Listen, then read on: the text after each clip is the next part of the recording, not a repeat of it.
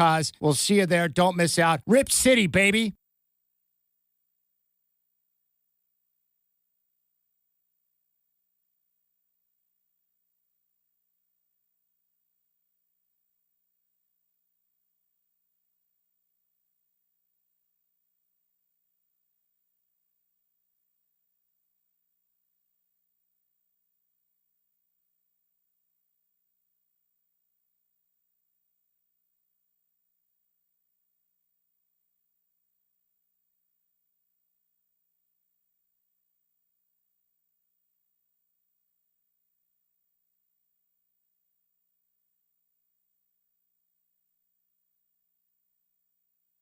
Hey, Rip City, Chad here. We got something special lined up for you this Friday. Join me at Haven Spa in Clackamas for our Haven's Balls for All event from 3 until 6. Dwight and I are going to broadcast the Rip City Drive live, and we want you to be a part of the action. Bring your footballs, basketballs, soccer balls, any balls, and help us fill the Viking hot tub. Every ball collected will be donated to the Boys and Girls Club of Portland to support youth sports. Plus, you can sign up for a chance to win tickets to a Portland Trailblazers game and gift cards for Dick's Sporting Goods. It's a fantastic way to give back to our community, and you can check out the amazing selection of Viking spas. Haven Spa, located off I-205 on Highway 212, but you can drop a ball off at any of their 4 locations. We have one simple goal. We want to fill the Viking hot tub, and the balls don't have to be brand new. We're also looking for gently used balls. Every ball you bring is going to make a difference, and I know you want to be a part of that. So bring a ball, hang out with me and the Godfather, and be sure to check out the Viking Spa. Haven Spa and Pool in Clackamas. Let's make a splash for a great cause. We'll see you there. Don't miss out. Rip City, baby.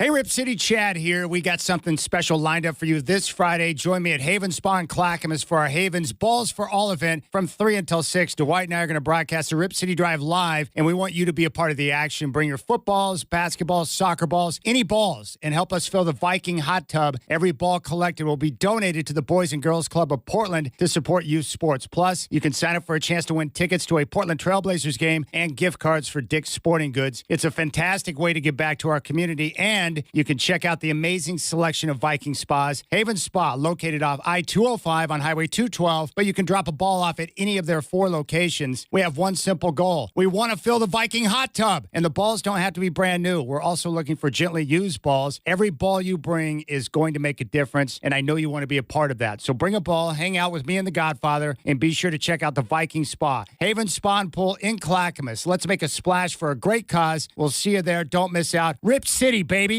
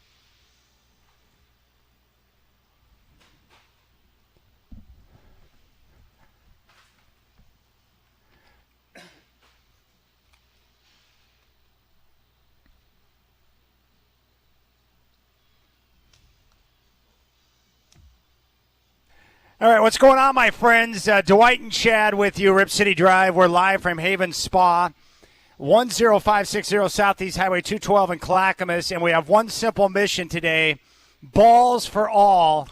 And we're in the process right now of filling the Viking Spa, and already we had our good friend Travis in Boring stop by. Yeah. The only bad thing about Travis, he's a Raider fan and likes to remind me of that all the time, but he brought by some balls. My good friend Julie, we share an Oklahoma connection. She came by, and they dropped off some balls. And how about the Godbrother, Bruce James, coming through large, Godfather? 2 giant bags of balls. And proud of my brother. But it's so gratifying to see listeners, regulars, show up and throw a couple of balls in the spa there. And we got a lot already, and we just started the show, but we got a lot of room for more. That's right. So stop by. Here's what we got going on. I'm holding in my hand right now 3 pairs of tickets for the Oregon State Beavers. So I've got some Beaver tickets that I'll be happy to supply you with. We have Trailblazer tickets for the upcoming season, which is right around the corner. And we also have gift cards for Dick's Sporting Goods. And you can enter to win if you stop by here at Haven Spa to drop off the balls. And when you walk in, you'll see us. We're right by the front entrance of the business.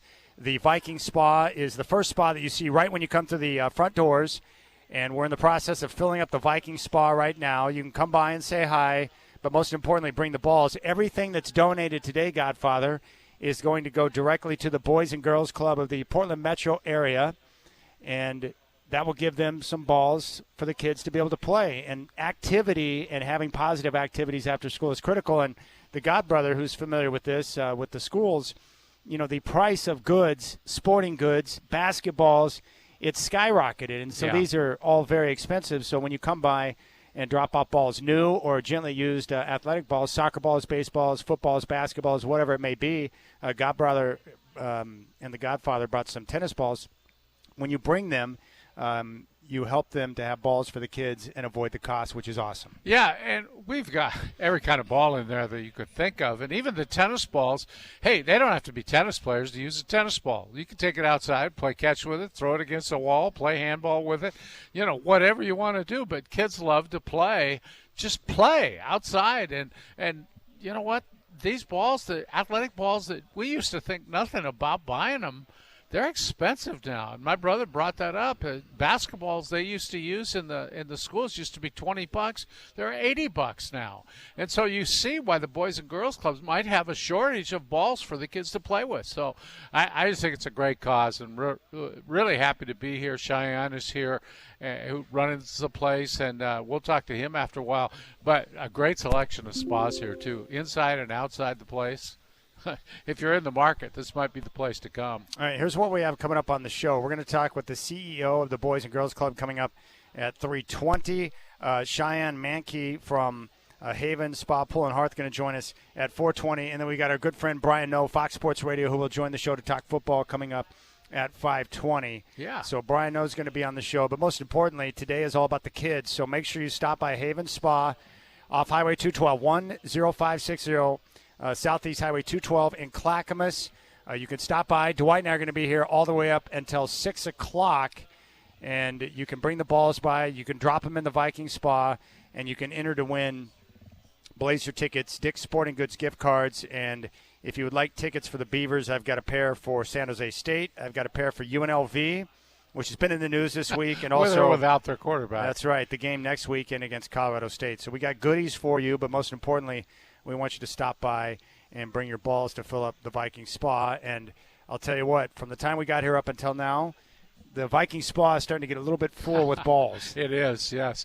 And I would add, we definitely do selfies. We've already done a few, so if you want a selfie, you know, it's just worthy of framing it, hanging on your wall, picture of you with me and Chad. I think it's certainly suitable for a gift for others, too, Chad. Yeah, very convenient, too. If you want, you can have a chance to get a selfie with the Godbrother. Yeah. Julie's like, here. we've heard a lot about you on the radio. And he goes, I just hope it was all correct.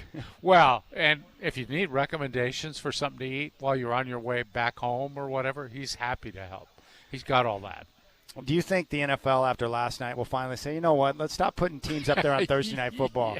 Because you're guaranteed a bad product, a bad football game, because players are still banged up. Right. They're playing on short rest. And what we got last night with the Cowboys and Giants was once again a subpar performance with two massive brands in the NFL. You know, I think what you get too, Chad, is a lack of execution because their concentration and focus isn't as good as it is with a couple extra days. So you get laundry on the field. Gosh, penalty after penalty after penalty, disrupting the whole flow of the game. Just not an entertaining evening for, if I were the folks who had it last night? Amazon? Who had the game? Amazon Prime? Yeah, if I were them, I think I'd be complaining to the league about execution and penalties and everything else. There's no question about it. In fact, as you might expect, Al Michaels not a big fan of the officiating last night. Take a listen to this. Oh. Thibodeau came across the line. You got a free play. You got another flag. You have two more flags in the backfield. No more laundry left. Colbert made the catch, 29-yard line. And any number of calls coming your way. Yeah, there you go. Yeah. That was Al Michaels. Increasingly more perturbed with the whole thing as the game went on. You know what's bizarre about Dallas right now? I'm watching them, and I watched the entire game last week against Baltimore. They had issues stopping the run last week. They weren't very physical at the point of attack. And they played a little bit better last night, but it was against a much lesser opponent in the Giants. The Cowboys aren't running it well. Their defense has been out of sorts this year.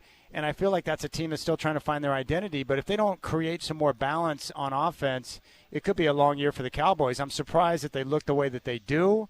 And I expected more from them. We've seen it over the last few years where they have pretty good balance between Dak and the running game. But so far early in the season, you don't want Dak in a situation where he's got to carry the team week in and week out. That's not a good formula for success in the NFL, especially in a year where so many teams are running the football more because of the defenses they're facing. They're bucking the trend in not running the football, and that's not always a good idea. I'm really surprised they can't run, and it's hard to win in that league if you can't run the ball. I don't know how they expect to win games, but this might be a real bad season for them. Old Jara's spending a lot of money writing a lot of checks right now, but he took action a little bit late on all those checks. The amazing part, I think the line last night was the Cowboys -5.5, and you end with a very wonky score of 20-15. Those guys in Vegas know exactly what they're doing, but the weird part was that towards the end of the game, the Cowboys, they had a chance to seal it, and they lined up for a field goal, which would have made it an 8-point game. So the Giants would have had to score a touchdown and a 2-point conversion. And Brandon Aubrey, who's one of the best kickers I've seen in football in a long time, lines up for a 51-yarder, which for him is a chip shot based on what he's been doing of late. And he missed, and the Cowboys failed to cover the spread. Can you imagine how many people watching that were like, come on, make it, Aubrey? Yeah. And he pushed it right. I was listening to that part on the radio, and even Kevin Harlan was talking about, I think he said something like, a lot of people are really interested in this field goal. And I can't remember who was working with him, but it was Phil Simms was working with him. He said, well, who do you mean? He said, well, fans of field goal kickers who might have had him in fantasy league. Yeah. And then Simms said, yeah, right. I didn't know Simms was doing that. He was on the broadcast. First game back, I think. Hasn't worked in a long time. It was so good to hear his voice. I turned that game on the radio, and I thought, wait a second. Who is that? And it took me 10 minutes to realize that's Phil Simms. You know what's amazing to me about sports? I think the fans that I know and the friends that I have that watch a lot of sports, which is basically all my friends, there are more strong takes about announcers and analysts doing TV and radio than there are about actual sports teams. I love Phil Simms, and I think he's one of the best to have ever done it. Yeah. But for some reason, there was a large portion of the sports community that wanted nothing to do with Phil Simms, and I thought the guy was terrific, especially when he was working with Jim Nantz on the CBS broadcast. Yeah. Well, don't you think, Chad, a lot of it is people who think that broadcaster is prejudiced against their team? Of course. Because they might have said something 3 years ago about a quarterback who wasn't getting the job done. You know? Chris Collinsworth was taking a lot of heat after the Sunday night game last week with the Falcons and Chiefs because they thought that he was stroking or ball-washing Mahomes throughout the entire process. Well, there probably was a little of that because everybody does that with Mahomes. How can you not? Well, you have no choice. He's just that good usually. Well, the problem is with a guy like Mahomes that's that good, if you're critical or you're trying to point out weaknesses in his game, it sounds a little bit ridiculous. Yeah, it does. So then you go the other extreme and just talk about how great he is the whole time, and people get tired of that. So I think that's part of the issue. I think people perceive, based on how their team's performing, well, this guy loves this team too much. He doesn't like my team. But I thought Phil Simms was great. In fact, when they made the move from Simms to Romo, I thought that was a big-time, blunder. Big mistake. Yeah. Because Sims is better, in my opinion. Absolutely. But they wanted Romo. Well, Blazer fans used to hate Brent Musburger in the old days. What? Yeah, they didn't think he was fair to the Blazers. And I think he took part of the heat for some crazy reason about them not showing the postgame locker room after the championship in 77 because they had to go to a golf tournament. And that wasn't anything that had to do with the play-by-play He had nothing guy. to do with that. No. I would think, because for me, on call for the Broncos' first win over the Packers, their first championship with Elway, it was Dick Enberg, Paul McGuire, and Phil Simms. Well, when you hear three guys announce the greatest sports moment in the history of your life, I instantly love all three of those guys for life. But you know what? Paul McGuire used to be really good, I thought. He was terrific. And Dick Enberg is one of the best. Oh, yeah. Because he could do all sports, basketball, baseball, football, whatever. He was terrific. But that's usually what I would have thought. So if you were a Blazer fan back in 77 and you're listening to Brent Musburger, and I know who was his analyst was Rick Barry. It was. Yeah. I would think that as a Blazer fan, you instantly love those two guys for life because they were on the call for the greatest moment that you can possibly remember. Yeah, you would think that would happen. I don't know what happened because I never partook in any of those sorts of. But I love Joe Buck, and I love Troy Aikman. And people hate him, right? They hate Joe Buck, especially he fans is in the so Bay Area. good. He is so skilled. I mean, if you know anything about broadcasting and doing play-by-play, this guy has all the skills you need. Another example last night, I watched the Dodgers and Padres game. Dodgers clinched the NL West last night, not a surprise.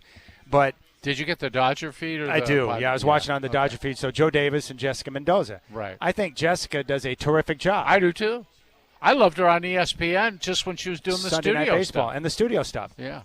Well, there's a large group of fans that can't stand her. I know. Dodger fans, too. Well, that's just because she's a woman and they don't think she should be there. That's possible.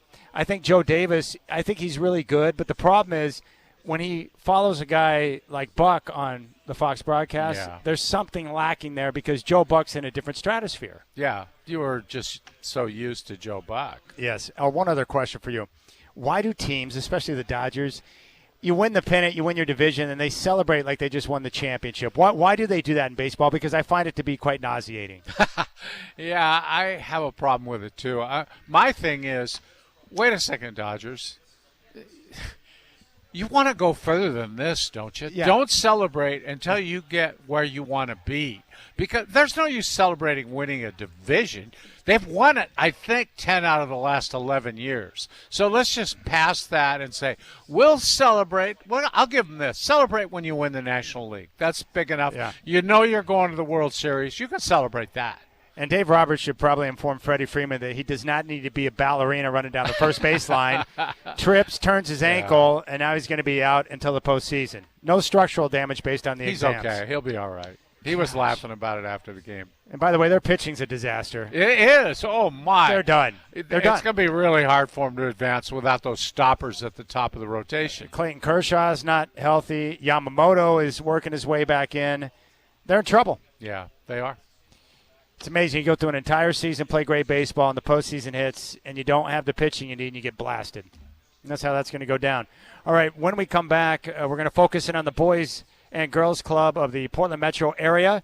Dwight and Chad live here at Haven Spa. Pool and Hearth, we're off of Highway 212, 10560.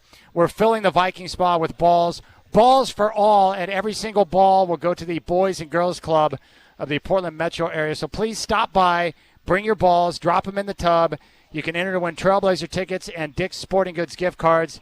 And I got some Oregon State Beaver football tickets for multiple games if you are interested. It's the Rip City Drive live at Haven Spa on your home of the Blazers, 620 Rip City Radio.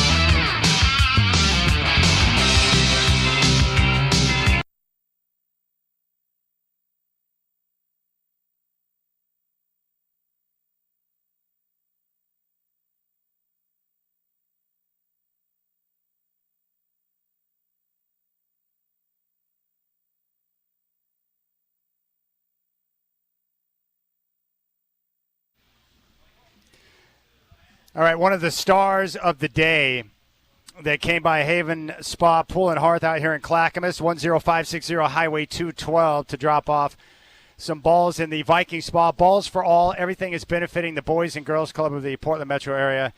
I'm talking about the God Brother, Bruce James, who's in the flesh right now. What's up, God Brother? Not much. Great charity. You guys are doing a great job. It's great to have you here, man. You brought in 2 massive sacks. We appreciate that, brother. Well, it's a good cause. I think sports have played a great part of my life and my kids' life, and so if I can give back, that's great. Got to love that. Now, you told me this weekend you've got a wedding to go to. You're going to make a pit stop off at Spirit Mountain to get some action in. What do you think about the Ducks taking on UCLA, laying 25.5?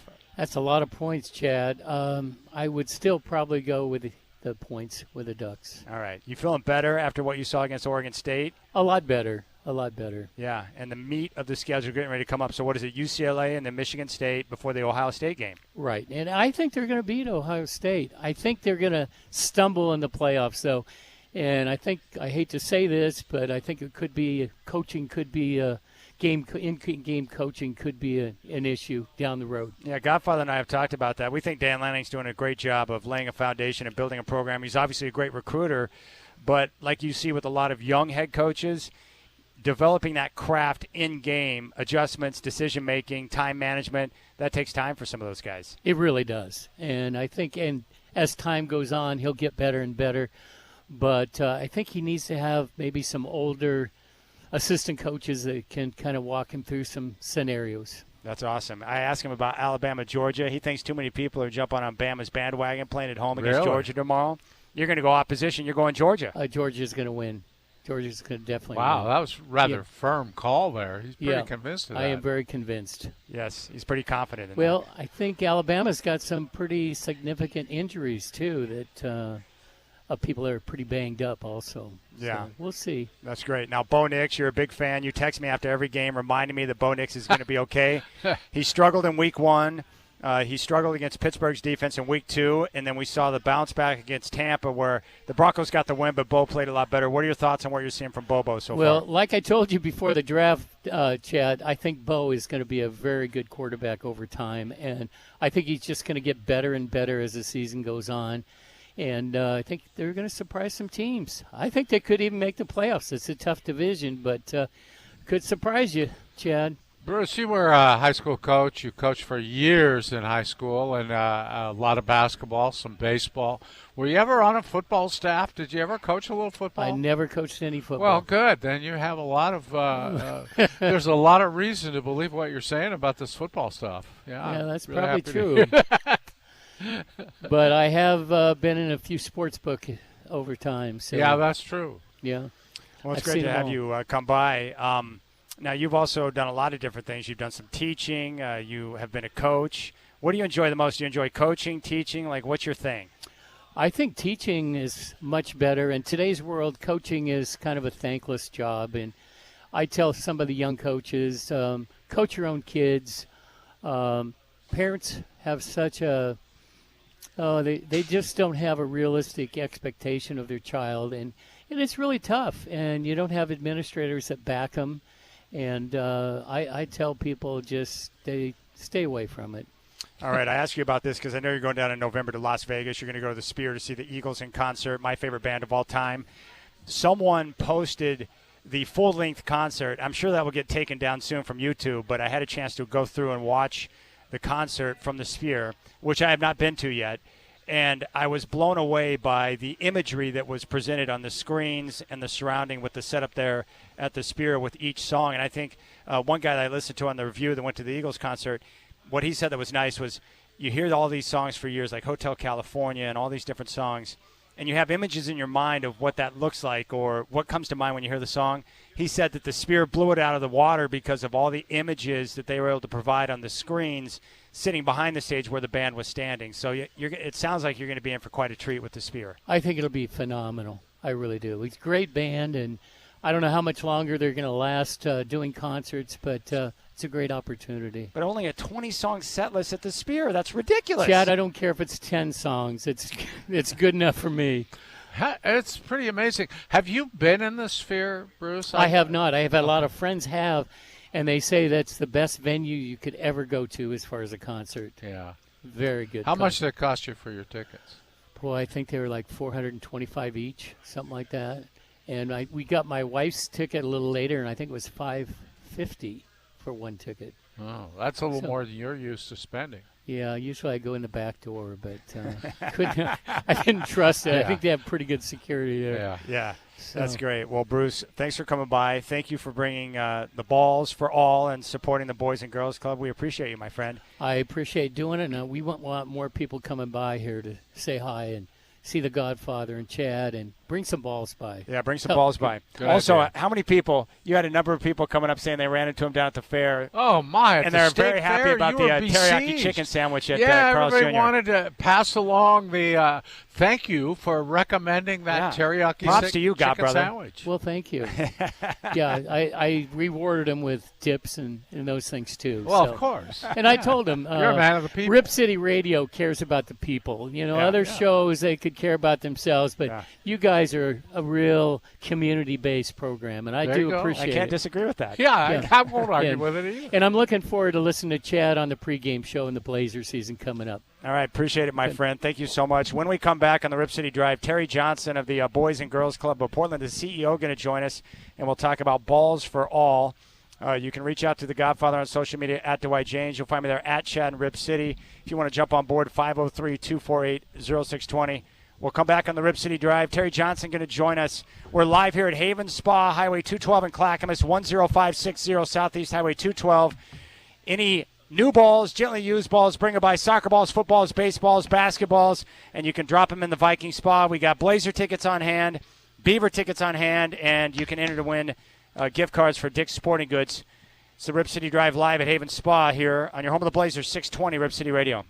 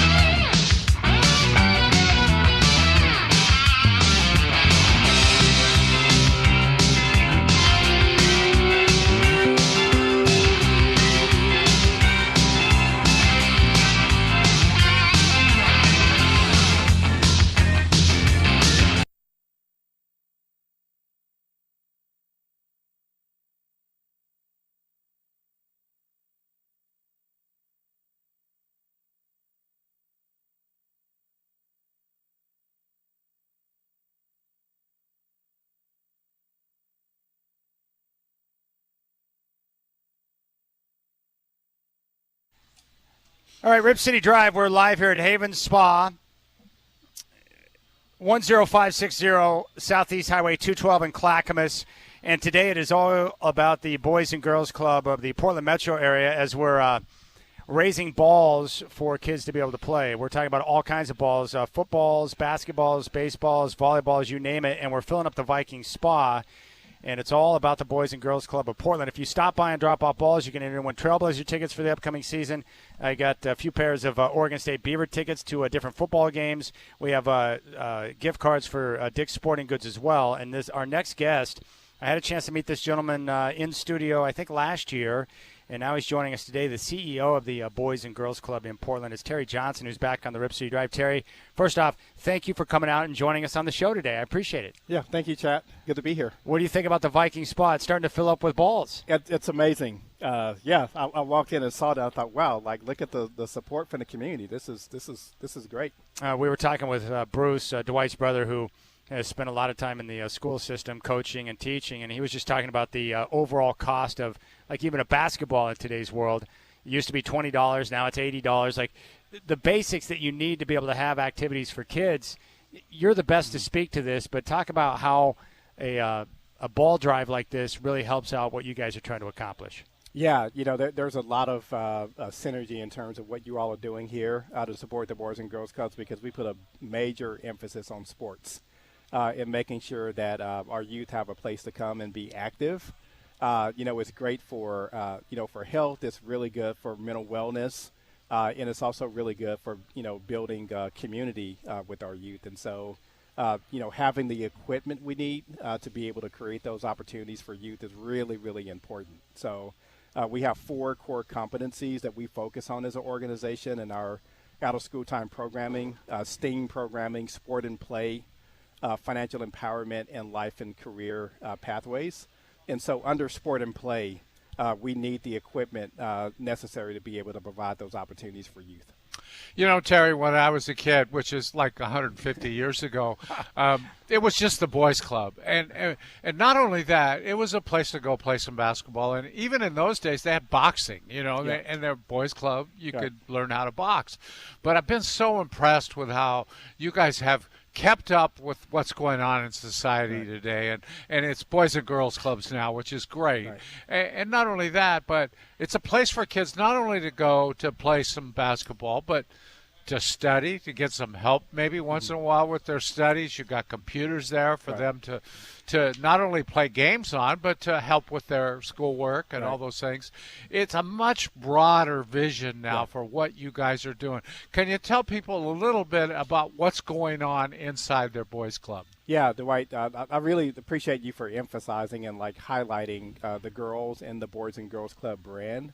That's intentional, and it's relevant and it's necessary, right, to make sure that who we are and what we represent in terms of serving the community is inclusive to boys and girls. And so specifically when it comes to sports, right? And so one of the things that we're looking at in terms of youth sports is how we engage and introduce girls to team sports in particular.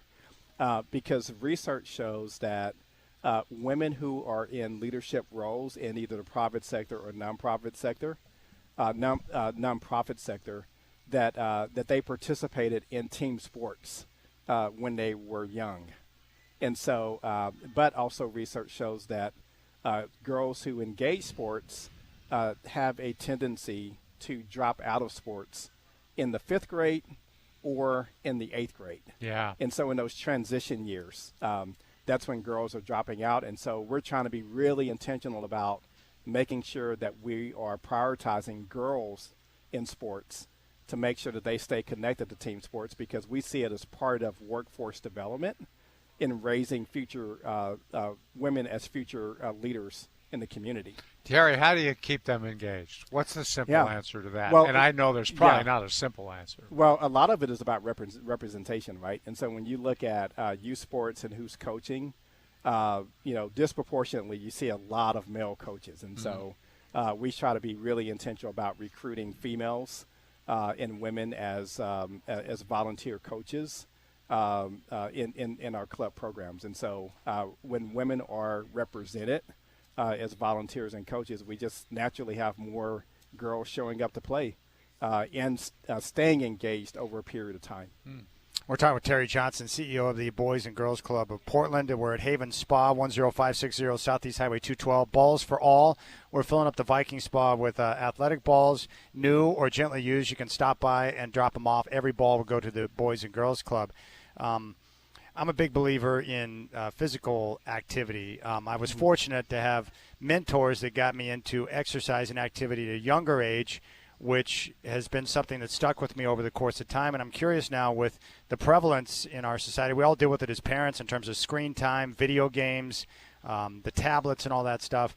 You were mentioning that you have structured time so that kids can have time in front of a screen on the computer or playing video games, but also make sure that they get an opportunity to participate in the sports so they get that physical activity. I like that. That's good. Yeah, definitely. Yeah, it's really important to us to make sure we have that structured time in place, because we're also working to be really intentional in terms of how we do skills development.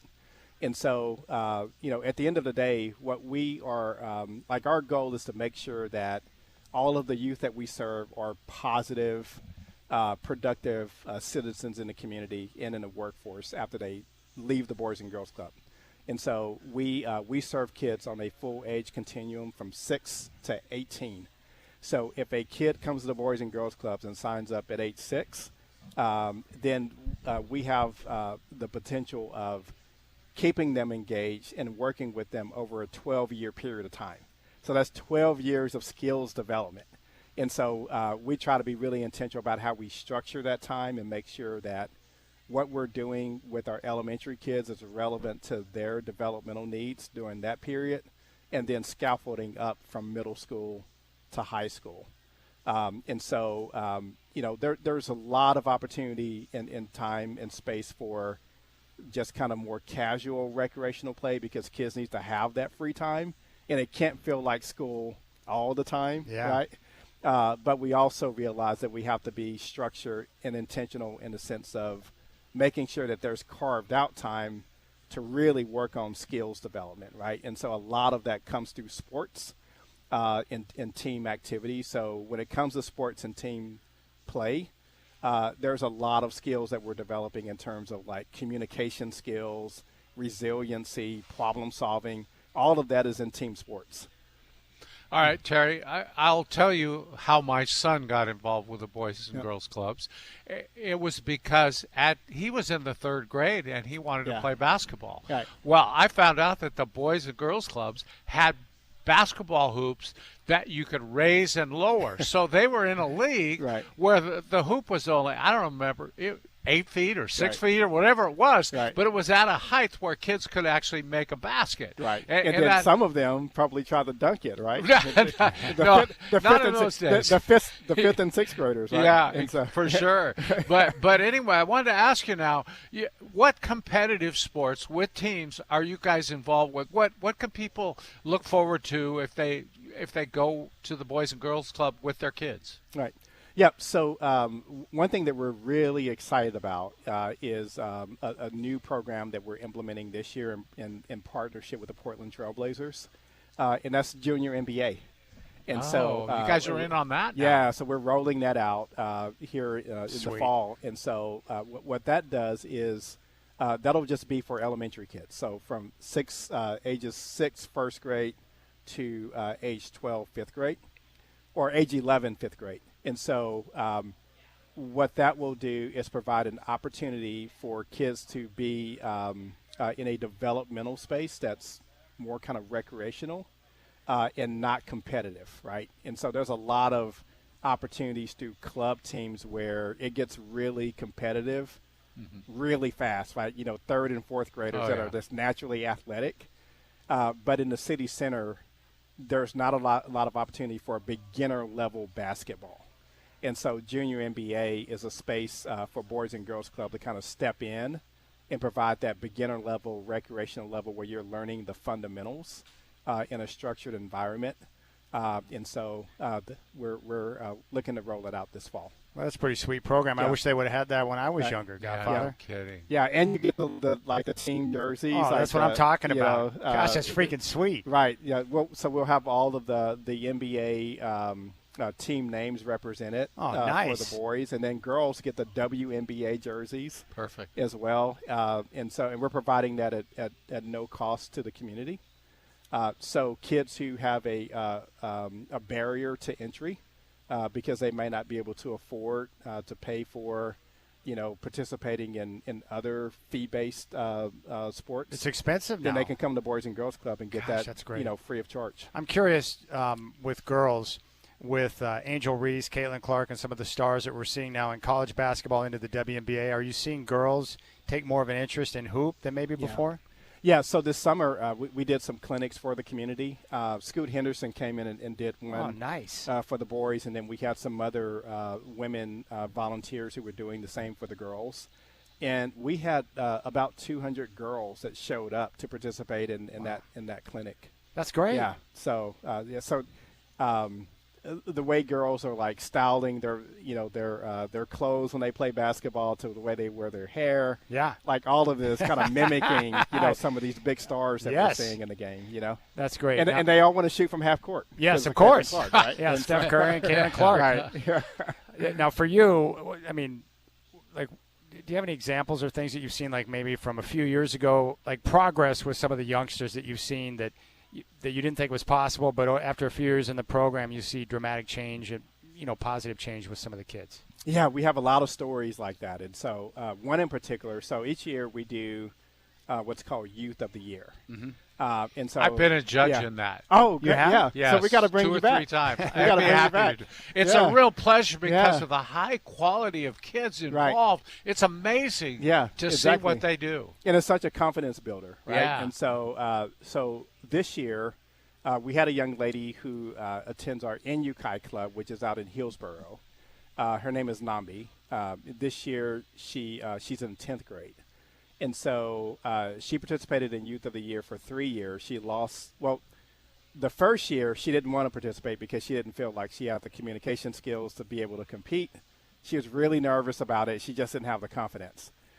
We kept encouraging her because we saw some, potential in her. And so she decided to participate. 2 years she didn't get to the finals. She was devastated that she didn't win. The third year, this past year, she won. And one of the things that she said was like, when I first started competing, I had no confidence. And now, with this, like I've really built up my confidence and my communication skills. And I feel like I can stand in front of an adult audience and deliver my speech. You guys have that's such a wonderful program Yeah. because it emphasizes not just the sports and not just the school, Right. but things they do in the community, Right. all sorts of contributions they make to the club. Yeah. All of those things count. And Yeah. I just think it makes it so any kid can be member of the year, youth Right. of the year. And, Right. and it's just a matter of how much time you want to put into Yeah. it, how much effort. Right. So I'm a big fan of that program. I Yeah. think you guys are doing wonderful work with that. Yeah, thank you. And the way it's structured is that so there are 13 different organizations, Boys and Girls Club organizations that operate across the state, operating about 53 clubhouses.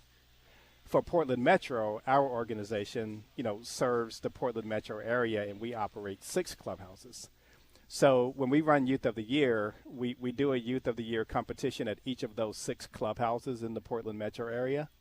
And then the winner from each clubhouse then competes in the citywide competition. And then the winner of the citywide competition then goes to the state competition. And so Nambi, she won it at NUCI, and then she participated in the city competition, and then went on to state. Wow. So, and then whoever wins state goes to regional, and then whoever wins regional goes to national. Yeah. So, All right, Terry, we Yeah. got a couple minutes left. What are some of the, the bigger challenges you're facing right now or needs that you have as an organization as you guys continue to move forward? Yeah, in terms of where we're going strategically, currently we serve about 600 kids in terms of direct programming during the after-school hours. We have hours. We have about 100 on average that we have capacity to serve in direct service programming during the out of school time hours. But we impact over 4,600 families throughout the year. And so that 4,600 number comes from like community outreach events that we do. So we do family nights, and then we also do like cultural events like Juneteenth and Cinco de Mayo, or back to school events, things like that, where we're able to extend our reach into the surrounding community to make deeper impact. We also serve meals to the communities, things like that. So our clubhouses serve a huge need in each of the communities that they serve. So for us, fundraising is a big part, right? And so, we need more financial support to be able to impact more families and kids at the end of the day. And this is why this is so important, because, the community is showing up in a big way to donate sports equipments in terms of balls that we can implement, into our sports programming. But, whether it's in-kind gifts like sports equipments or financial gifts, that helps us advance our mission. Are you still looking for volunteers too? Volunteers, exactly. Yes. Yeah. So, and folks can reach out to us at bgcportland.org. If you're interested in making a financial contribution, giving additional sports equipment, or volunteering, that would be really, really helpful. All right, Terry Johnson, CEO of the Boys and Girls Club of Portland here at Haven Spa. Balls for All. Terry, thanks for coming by. We enjoyed the conversation, my friend. Thank you, Chad. Thank you, Dwight. So good to see you all. All right, we're live here until 6 o'clock, so stop by. Bring your balls. You can enter to win Trailblazer tickets. I've got Beaver football tickets, and we got gift cards for Dick's Sporting Goods. So come on by, 10560 Southeast Highway 212 in Clackamas. Rip City Drive live on location at Haven Spa. It's Balls for All, every ball benefiting the Boys and Girls Club of Portland.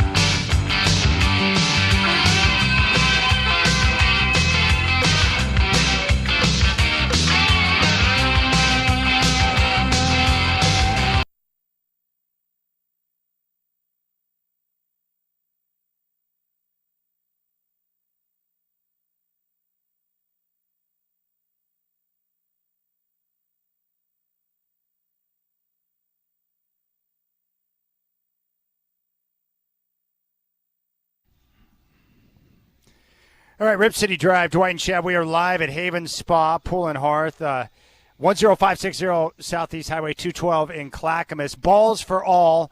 We're filling up a Viking spa with balls, and every single ball will go to the Boys and Girls Club of Portland. If you stop by, you can drop off the balls. We have Trailblazer tickets you can enter to win.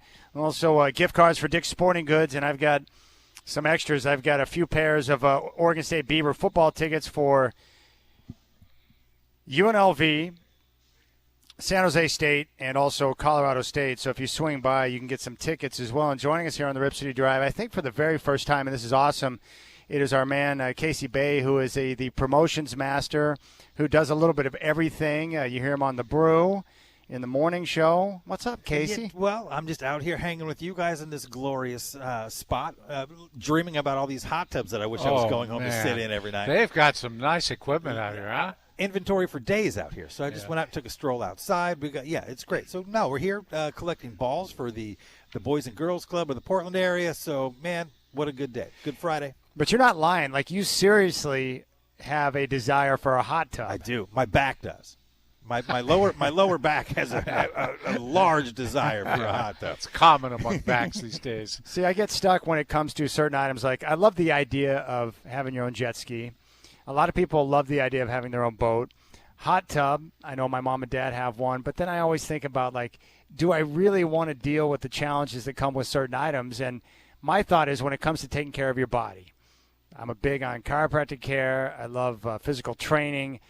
I don't think you should stop at anything if it's what your back needs. Whatever it needs to make sure that you feel better, can move better, like, it's all worth it. I'm telling you, man, I dream about it 3 days a week minimum. And the seat heater in my car is the only thing that I have to kind of pacify me, like in the commute. So yes, I would love it, but I also fear that, like, I would go through the expense of having it, and then my schedule is busy, so then it would just sit out there and taunt me, and I wouldn't have time to enjoy it, and I would just be paying for it. So I don't know what the answer is, Chad. I think you should buy me one for Christmas, and we'll figure it all out. That's not a bad idea. Now, one of the things I love about Casey, like, he's got one of the coolest offices in the building.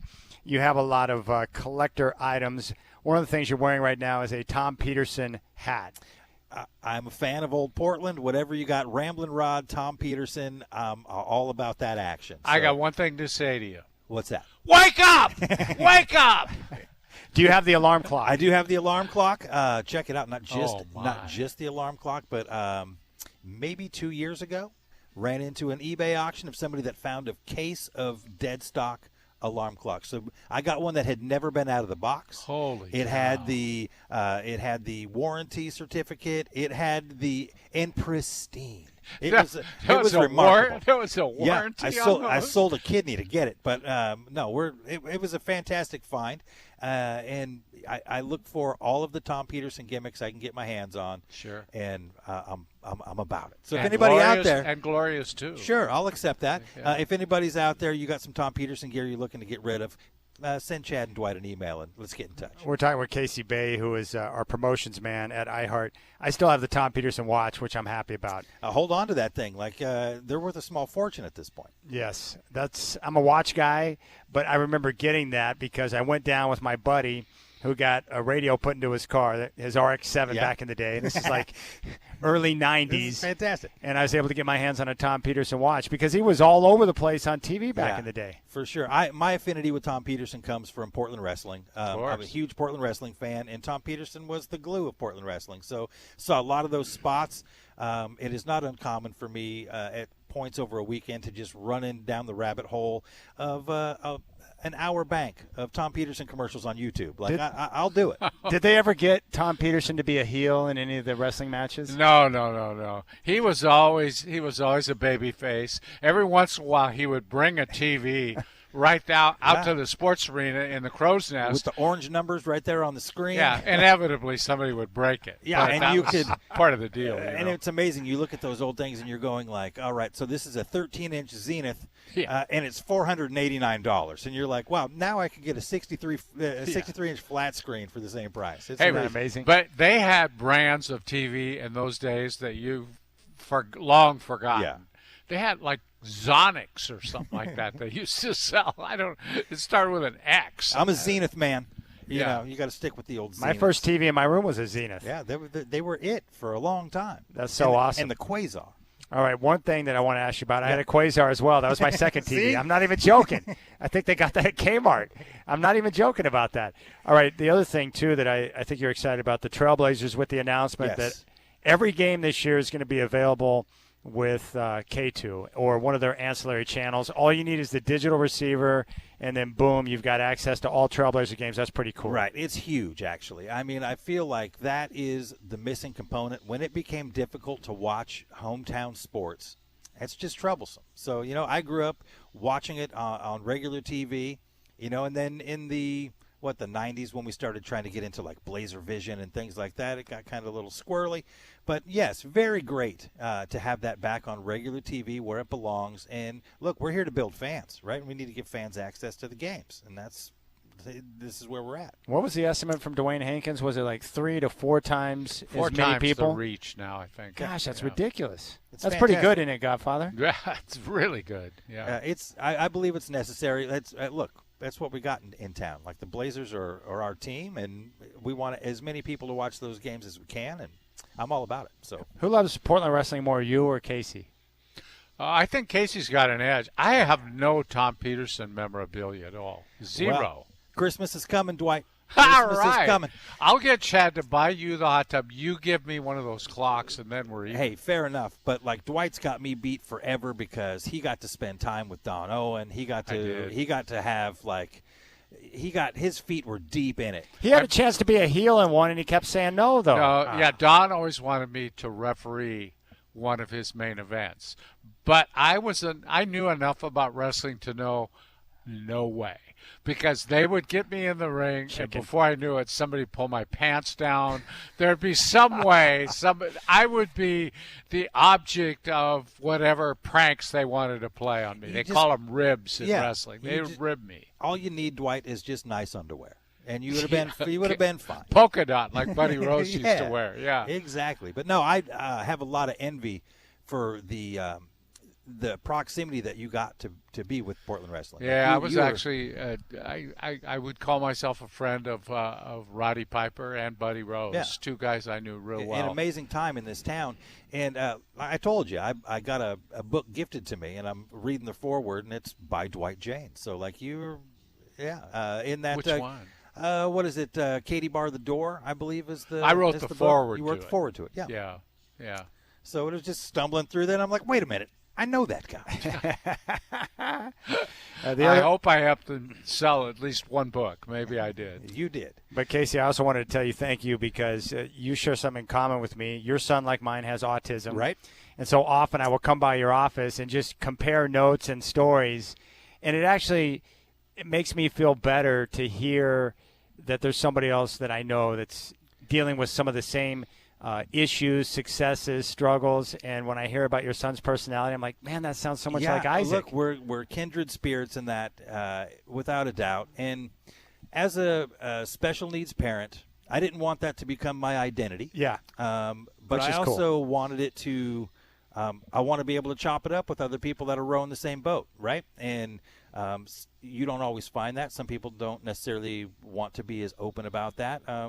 I think sharing information, sharing experience is huge, and I am also entertained by the stories that you tell because our kids are very similar, and they will destroy things on a whim or just make your Saturday hard. Yeah. So, I think I told you the story that you enjoyed. I know a lot of people enjoyed it where he had his cell phone taken away. Yeah. And in his mind, he's like, well, I need a cell phone. So he went down to T-Mobile and got himself a new phone. And they signed him up on a plan. I'm like, well, how much are you paying? He's like, I don't know. I needed a phone.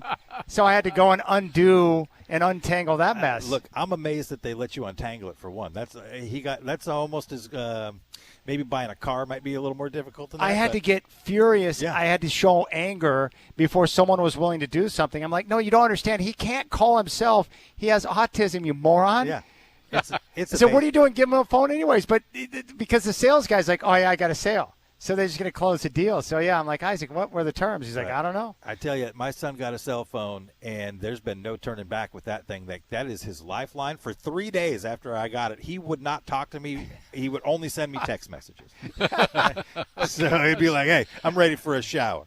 And then the only thing he would say to me is like, did you get the text I sent you? But it was great. Literally for about 3 days, all he did was send me text messages to communicate. So what's his favorite thing to do on the phone? Is it text? Is it to check out like Facebook, or like what's he into? No, he's not into any social media. So he is a exotic animal lover. So he's researching all the time, or he'll play some games.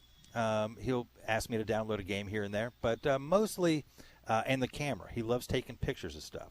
So does he have a photographic memory? Like if he sees something or reads something once, does he remember it? Yeah, I mean, I don't know. So he probably knows a lot of facts about the exotic animals. Yeah, and the other day we were talking about planets, and he asked me something about a planet, and I go, yeah, I don't know. And he just immediately hits it and runs through the entire solar system just off the top of his head. And I go, man, I wish I could tap into half of that. I give Isaac a calendar. He gets one for Christmas every year for the upcoming year. He flips through it once, and he memorizes all the different days and the dates that are associated with that day. So if I were to call him up right now and be like, hey, what day is November 11th on? He would tell you the day. And I used to do that because I was amused by how he could remember that. But he gets bored when I ask him too many days. He's like, I don't want to talk about this anymore. Does he get frustrated with questions? Yes. Yeah, so I got. You're asking me too many questions. I get 3. I get 3 when I come home, and he'll beat me to the first one. He goes, my day was fine. So he cuts my knees out from under me on that one. So you don't even get to ask 3 anymore. It's like 2. So like he's really narrowing it down. But yeah, it's fascinating. He also has a calendar. So every day he's got to mark the day off, and he goes through the whole house and hits every calendar, flips what needs to be flipped, marks the days off. It's a big deal. Have you seen the Instagram channel of the brother that he's got a channel for his brother is on the spectrum as well, and he can go, what day was April the 12th in 1976, and he'll go a Tuesday, and he nails it every time. That's and awesome. It blows my mind. I don't even know how do you compute it? I have no idea. But our boys are accessing different parts of their brain, and part of it makes me very envious because I don't understand how they can retain so much, and it's an amazing thing. All right, Casey, we appreciate you stopping by Thank and you. being a part of the show, but thanks for all your help and putting everything together today as we raise balls for the Boys and Girls Club of Portland. It's a good deal. Thank you guys for being here, and great show, man. Thanks for being my wrestling buddy, Hey. too. There's not a lot of people I can talk to about this stuff. We're into it, man. How You and me and badass is Chris- that, though? Chris Tom Burkhardt. Peterson alarm clock. That's pretty cool. Oh, gosh. I've looked at those longingly for years, yes. Well, look, I'm telling you, the holidays are coming, Dwight. The holidays are coming. All right. All right, thank you, guys. Appreciate it. There's Casey Bay. Come by. We're here at Haven Spa, Pool and Hearth, Highway 212, 10560 Southeast Highway 212. Bring by any balls, new or gently used athletic balls, baseballs, basketballs, footballs, you name it. Drop it in the Viking Spa, and you can get Trailblazer tickets. I've got Beaver football tickets, and we got gift cards for Dick's Sporting Goods. When we come back, we're going to be joined by someone here from Haven, Cheyenne Mankey, who's going to join us and give us a lowdown. You got the Rip City Drive with Dwight and Chad live at Haven Spa, 10560 Southeast Highway 212 in Clackamas.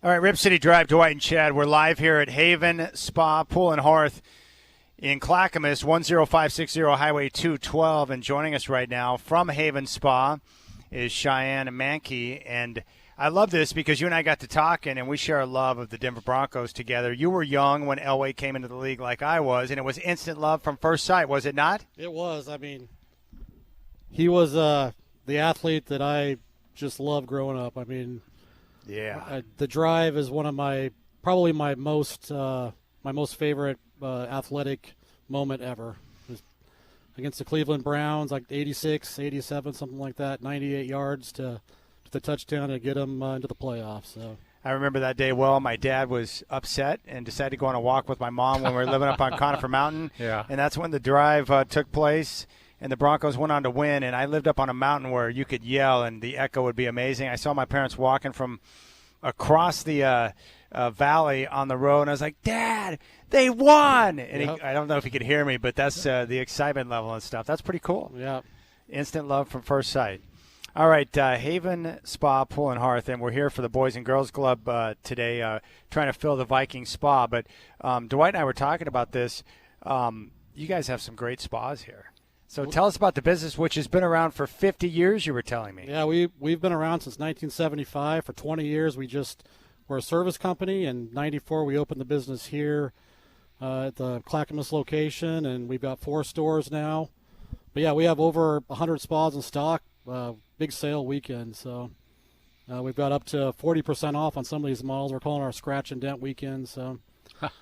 I think your inventory is very impressive, but I wanted to talk to you about this. I had a spa, and I was kind of a forgetful guy. Still am. I didn't remember to check the pH and all the stuff that you have to do, but you were telling me you've got that service now. You can help people maintain it so that if you're a guy like me, you don't ever have to worry about it, right? Yeah, we do have some routine services where we can send somebody out to kind of maintenance your hot tub, keep you all, where you need to be as far as the chemistry side goes.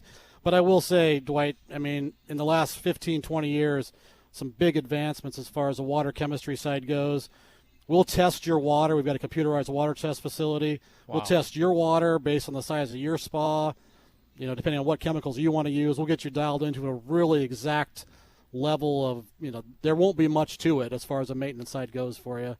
I think that, generally people don't have – there is a lot of fear initially with kind of the maintenance, the upkeep, and, not forgetting about these kind of things. But, we'll test your water and get you set up on a plan and kind of go from there. So it's really changed over the course of time. It's much easier now to maintain and much upkeep easier. and what you have to do. Not a lot of chlorine. We're using a lot of mineral-based systems, things like that to keep the water Nice. nice and clean. So That's terrific. What are the main selling points? Obviously, my parents, they have a hot tub, and they use it for aches and pains in their back and so forth. But what are the main selling points, and what are people looking for when they come in for a spa? a lot of it's about family time. Sitting in your hot tub, like my son's 13. You're not going to bring a screen into the hot tub. You can sit there and talk and kind of converse about your day a little bit. And there's obviously, the aches and pains. You can get some real specific therapy from some of these different models. We have 4 different manufacturers, so we can get you set up with a spa no matter what you're looking for. Just something really basic all the way up to something with 5 or 6 pumps. We've got some incredible deals, too, this weekend for some of the fancier models, the tubs that are going to really offer a lot of therapy. Cheyenne, one of your guys was telling me earlier, you have one now that's so small. It's like 2 people, I think, in it. It's narrow. It looks like it could fit anywhere. And I see all these big ones in here, but you must be able to take care of pretty much any kind of need that people would have. Well, I think that's one of our value propositions. We sell 4 different brands. We've got virtually any size out there. I think the one you're talking about is about 34 inches wide. Yeah. So you can put it pretty much anywhere. I mean, it's very popular for townhouses with small backyards, even a condo with just, real limited space. You can get a tub in there, and, it is pretty comfortable for 2 people, too, even though it is, a really small footprint. Now, how does that work for people with different size condos, houses, whatever? Can you work with the space they have, give recommendations on what might fit best based on what they're looking to accomplish? Oh, 100%. I mean, we do a lot of pre-sites where we'll kind of go out and sort of scope out the lay of the land before we deliver the hot tub.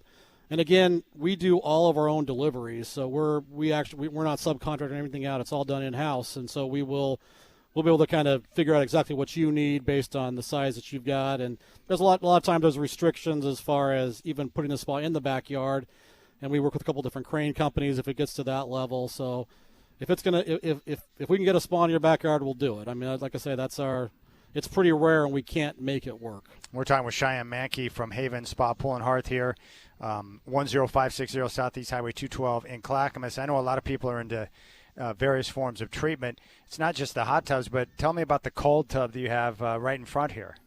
Yeah, we've got a cold plunge, and it's definitely a growing market for us. We've had it on display for about a year. I think we're one of the few companies in the Portland area that actually display it. The model we have here is made by Superior Wellness. It's actually set at 37 degrees right now, which is pretty chilly. And did you feel that water, Godfather? Yeah, it's cold. Yeah, I'll say that. It is cold. Now, you said you got in it and you were able to sit for 4 to 5 minutes? Yeah, I generally try to get in about once a week. We have a couple we have a gentleman up in our store in Vancouver. I guess he uses it daily. I mean, and he's done a lot of research as far as the health benefits go. There's a lot to be said with just putting your body sort of into that healing mode after you get out of it. Releases a lot of those toxins in your body. You use it a couple times and you'll definitely you'll know the health benefits. Yeah, because it would help with inflammation or recovery from exercise, all sorts of things. And I know a lot of people that might do the hot cold treatment, right? So you go from the hot tub right into the cold tub, and that type of transition is supposed to be very good for you. Very popular, yeah. A lot of people that have had a hot tub, they'll come in and get a cold tub or the cold plunge from us, and say they really like doing that, just going from one to the other. Yeah, back in Colorado, what we would do is people would, when it would snow, sit in the hot tub, get out, roll around in the snow, and jump right back in the hot tub for the hot-cold treatment. So you guys have 4 locations, not just here in Clackamas. Where are the other 4 locations? So we have a location in Salem. We've got a store in Beaverton. We've also got a big store up in your neck of the woods in Salmon Creek in Vancouver. That's right. Yeah, I know exactly where it's off Highway 99 up there in Salmon Creek, not too far from where I live. He was telling me, too, that he and his son have bonded over Trailblazer basketball, right? He's a big fan now? We listen to you a lot on the rides back. After the games, we'll go watch a game and then head home afterwards and discuss the loss generally. And it's kind of, he's really into the Blazers. And 13, he's kind of following the draft process and who they're drafting, and he was very disappointed this year that they got the Donovan Clingan. Initially, he was disappointed. He had some other guys that he liked. Was he happy after Summer League? Yeah, he was happy after Summer League. He's kind of bought into it. He's like, look what they're saying, Dad. Look at how look at how good he's looking. So yeah, that's pretty sweet, man. So you had some tickets last year, able to go. I think being able to share and bond father and son over sporting events is the best. Yeah, I agree. I mean, that's why the promotion with the Boys and Girls Club, we were really excited about that too, because there's just sports and athletics. It was such a big part of my childhood, and I know it's a big part of my son's, and just being able to provide some of these balls for the Boys and Girls Club. Hopefully we fill this this Viking tub full, completely full. So Cheyenne, you look like an athlete. What did you play as a kid? I played a lot of basketball back in the day. I went to a school where we graduated with 16 kids. We played 6-man football, and wow. So yeah, it was. You graduated how many? I had 16 kids in our graduating class. Wow. Funny thing about it is one of our service technicians here went to school with me in Clark Fork, Idaho. So yeah, it's. I bet that helped him get the job. Okay, so 6-man football. I've heard of 8-man football, and I know someone that coached it. But with 6-man, how many down linemen on a 6-man football team? So generally you'd have 4, but you'd have 3 down linemen. You'd have a tight end who also was a wide receiver, and then you'd have a back and everybody eligible to catch a pass. Generally had 3 people that weren't eligible. Okay. Or I think it's 2 now that weren't eligible. But yeah, we would go in. We'd have 11 kids in our entire football team, and we were playing schools that were loaded, and you're just like, man, I couldn't even. We don't even have that many kids in our high school. But yeah. So if someone gets hurt or turns an ankle or whatever, you guys are in deep trouble. That's what happened to 6-man football. You're playing a lot of freshmen or whatever. So can you imagine that, Godfather? No. 6-man football. No, I can't. That's wide open sport, though. I bet you scored a lot of points. We did. We were, you were scoring 50, 60, 70 Yeah. points, and you were playing both ways. And yeah, it was That's a big field for just a few people to play on. Yep. That's awesome. We're talking with Cheyenne Mankey here at Haven Spa. So walk me through the process. If there are people out there listening, they're considering a hot tub, they haven't had one before. Like, how do you walk them through that process to come to a decision on what's going to work best for them, and what are some of the main concerns they're going to have, and how do you deal with that?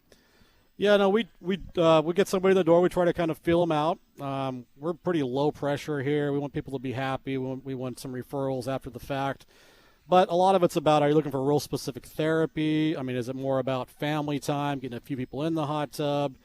And then even from there, there's just considerations. Do you want a tub that's going to allow a lot of people in there? Do you want something that's going to give you more of a lounge type effect where, one side is basically going to give you massage all the way from your neck to your feet? And then there's a lot of different logistical considerations beyond that. But generally, want to kind of figure out what they're looking for, what they envision with their hot tub. And like I said earlier, we can pre-site, we can game plan for the delivery. We've got tubs that are 110 volts, so you're literally just plugging them into a 110 outlet. More advanced spas that are 220. We've got some referrals for electricians as far as, those kind of things go. So we're there to kind of help you from, step one all the way through down the road. I mean, we want your third and fourth hot tub you buy in years and years and years from now to come from us too. So That's great. What's the most popular style of tub that most people tend to lean towards? I'd say like a 7x7 model with the lounge seat, some nice neck massage. I personally have a round spa in my backyard, kind of more of a retro look. That's sort of how the industry started with like the wine barrels full of hot water. Yeah. So that's we have those style. We have a couple different brands that do the round tub. Viking Spas, which is part of our sponsorship with the Boys and Girls Club. They have a couple nice round series. So literally between the four manufacturers we have, you can any size, any style you want, we can make it work for you. Was yours a retro, Godfather? Or? No, it was a lounge style, and oh man, I loved it. The neck massage was real important to me, Yep. and I think that's something that a lot of them don't have. And if you can get it, I recommend it. But I started my day off every day in there, and it really did help me wake up, get ready for the day, loosen up. Yep. It was just, it was really a joy to have one. A cup of coffee out in the hot tub on a nice crisp fall morning, you can't beat it. Gosh, that's awesome. What is your son's name? My son's name is Finn. What's up, Finn? He's going to be, you got to tell him that you're on with Dwight and Chad. He's listening in right now. He was pretty excited. He texted me 20 minutes before and said, "Good luck, Dad." So Finn should be down here right now. He probably just got out of school. he did just get out of school. I'm going to have him out here on Sunday cleaning out the hot tubs for the last Put him to work, last day. Yeah. That's great, though. You got him down here teaching him some work ethic and everything. Yep. Does he get paid for that, or is that like free son labor? We'll see. He's going to need some basketball shoes, so I might slip him $20 so we can use his labor towards his whatever shoes he wants to get, because those won't be cheap. Well, Finn, I can tell you, if you're listening right now, you're welcome to call into the fifth quarter anytime you want after a Blazer game when you and your dad hit it, and you can give me your breakdown on Scoot and Shaden, because that's what we're most interested in, to see what the development of the two young guards is going to be this year. Yep.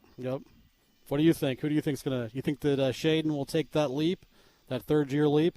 What do you think, Godfather? Well, people are waiting for that. I just wish that he's in good health all year so that he can play as many games as possible. Then we'll see that development that we've been waiting for. And I think people are going to be pleasantly surprised as long as he can stay on the floor. That's the big thing with him. He just hasn't played enough games yet. Yeah, his first 25 games last year are impressive, and then Yeah. then it kind of happened. So. All right, one other question I have for you. What exactly is hearth? Because I know Dwight was telling me it's basically just like fireplaces, and I know like when I was younger, my nana and my mom would be like, "Here, it's up on the hearth." So how would you describe what hearth is? I mean, for us, hearth is just kind of that all-encompassing fireplace, aspect. We have wood stoves, pellet stoves, gas stoves. So the hearth kind of just, hearth says it all. You gather around your hearth on Christmas morning and, in front of your fireplace or whatever. So What are the most popular type of fireplaces you have?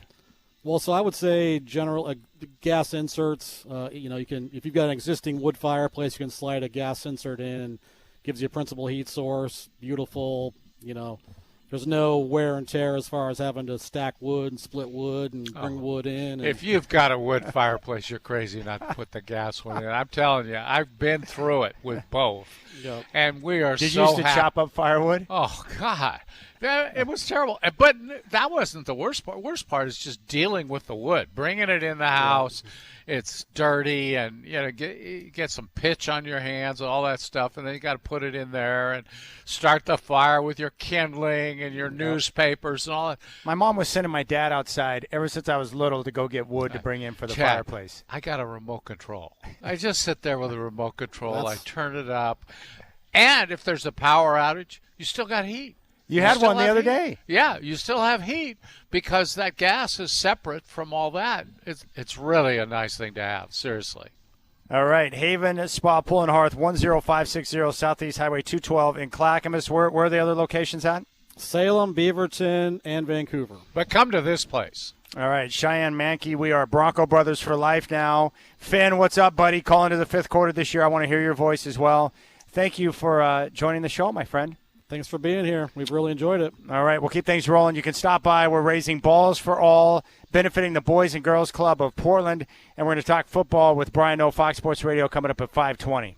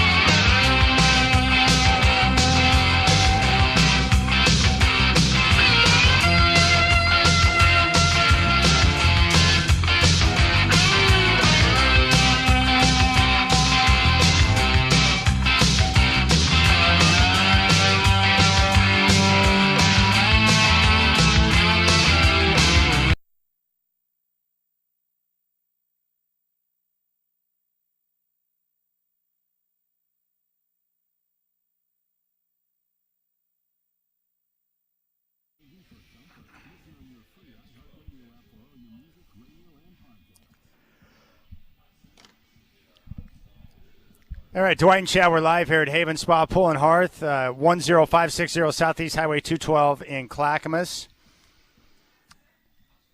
A big thanks to Andrew, who's a teacher at Centennial, and his wife, Ewan, who just dropped by and brought some balls in. And they got some Dick's Sporting Goods gift cards and got some Beaver tickets. You still got some stuff left to give away, too, don't you, We Chad? do. We still got stuff, so plenty of time. I know people are getting off work, so come on by, 10560 Southeast Highway 212 in Clackamas.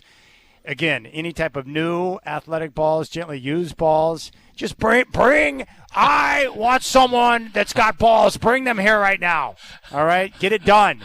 We want to fill the Viking Spa, and it's filling up nicely right now. Chris Burkhardt is joining us. He stopped by with a nice basketball and some OSAA stuff. So what's up, brother? Yeah, I masked it under the guise of, it's on my way home. But in reality, after, 6 days with Dwight over the last 2 weeks, I was just really missing the Godfather. Yeah, I don't blame you. I miss me, too. Where are you going to be tonight? You going to a game? I'm not going to get out tonight. Got some plans, but I know there's some big games rolling through town. I was almost headed out to Hood River to catch the Eagles. That's right, Centennial take on Hood River, but not doing that one tonight. How close are we getting to playoffs, Chris? We're about midway through the season here, Okay. so you got about 5 weeks left, 6 weeks of regular season football before you start getting into that playoff run. Man, it goes too fast. It does. Yeah, and I haven't gotten out to see anybody play yet. I got to do that. And you got to. There was Thursday night football last night. Central Catholic taking on Clackamas out in Hillsboro. That's a big game, right? It was a big game, and Central Catholic ended up running away with it. They're looking good despite the fact they're replacing their star quarterback, Crew Newman. And you got Tualatin Wesleyan, who I believe is playing this week, and those are two state championship contenders. So, yeah it's a big, good time here in the state of Oregon. By the way, there is six-man football in this state, Chad. I thought it was just 8 man. No, there is. It's all the 1A level. You got 1A8 and you got 1A6. There's a few of them. There is six-man football out in the. Have you been to a six-man football game? I have not, because they're all in the schools that, are about 6-hour drive for me to get to. But boy, howdy, would I love to get to one just to see it. You've seen the 8, right? Have you seen the 8? I haven't had a chance to see 8 in person yet. It's talk about wide open game. Whew. Oh, by the way, Shacker just pointed this out to me. The top headline at KGW right now. Yeah. 20 mini pigs rescued from a backyard in Gresham.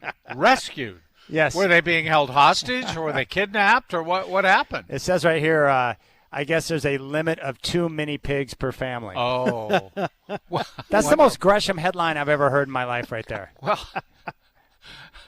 they like bacon, I don't know what to tell you. And ranch, bacon and ranch. Yeah. 20 mini pigs rescued. Now, we know that the Ohtani 50 home run ball is up for auction right now. What's the latest bid? It opened at $500,000. Yeah, latest bid is $732,000, which would be the 5th highest home run ball in history. All right, the guy that got the ball, I think the Dodgers offered him $300,000 for it. Oh, they did? Yes. Would you have given the ball to the team if they offered you $300,000, or would you have taken the path he did to try and get more? No, in today's world, I'd have to go with the auction. And, look, if it was just any other home run, trade me a couple season tickets and I'm fine. I'm not giving away $700,000, I'll tell you that. No way. Yeah, I don't have a problem with what he did. That would just be no problem, Dodgers. Let me put this to auction, see what the price is worth. I'll come back to you. I'm surprised they offered that much money. That's pretty cool. Was impressive. $300,000. Ohtani ought to buy it, really.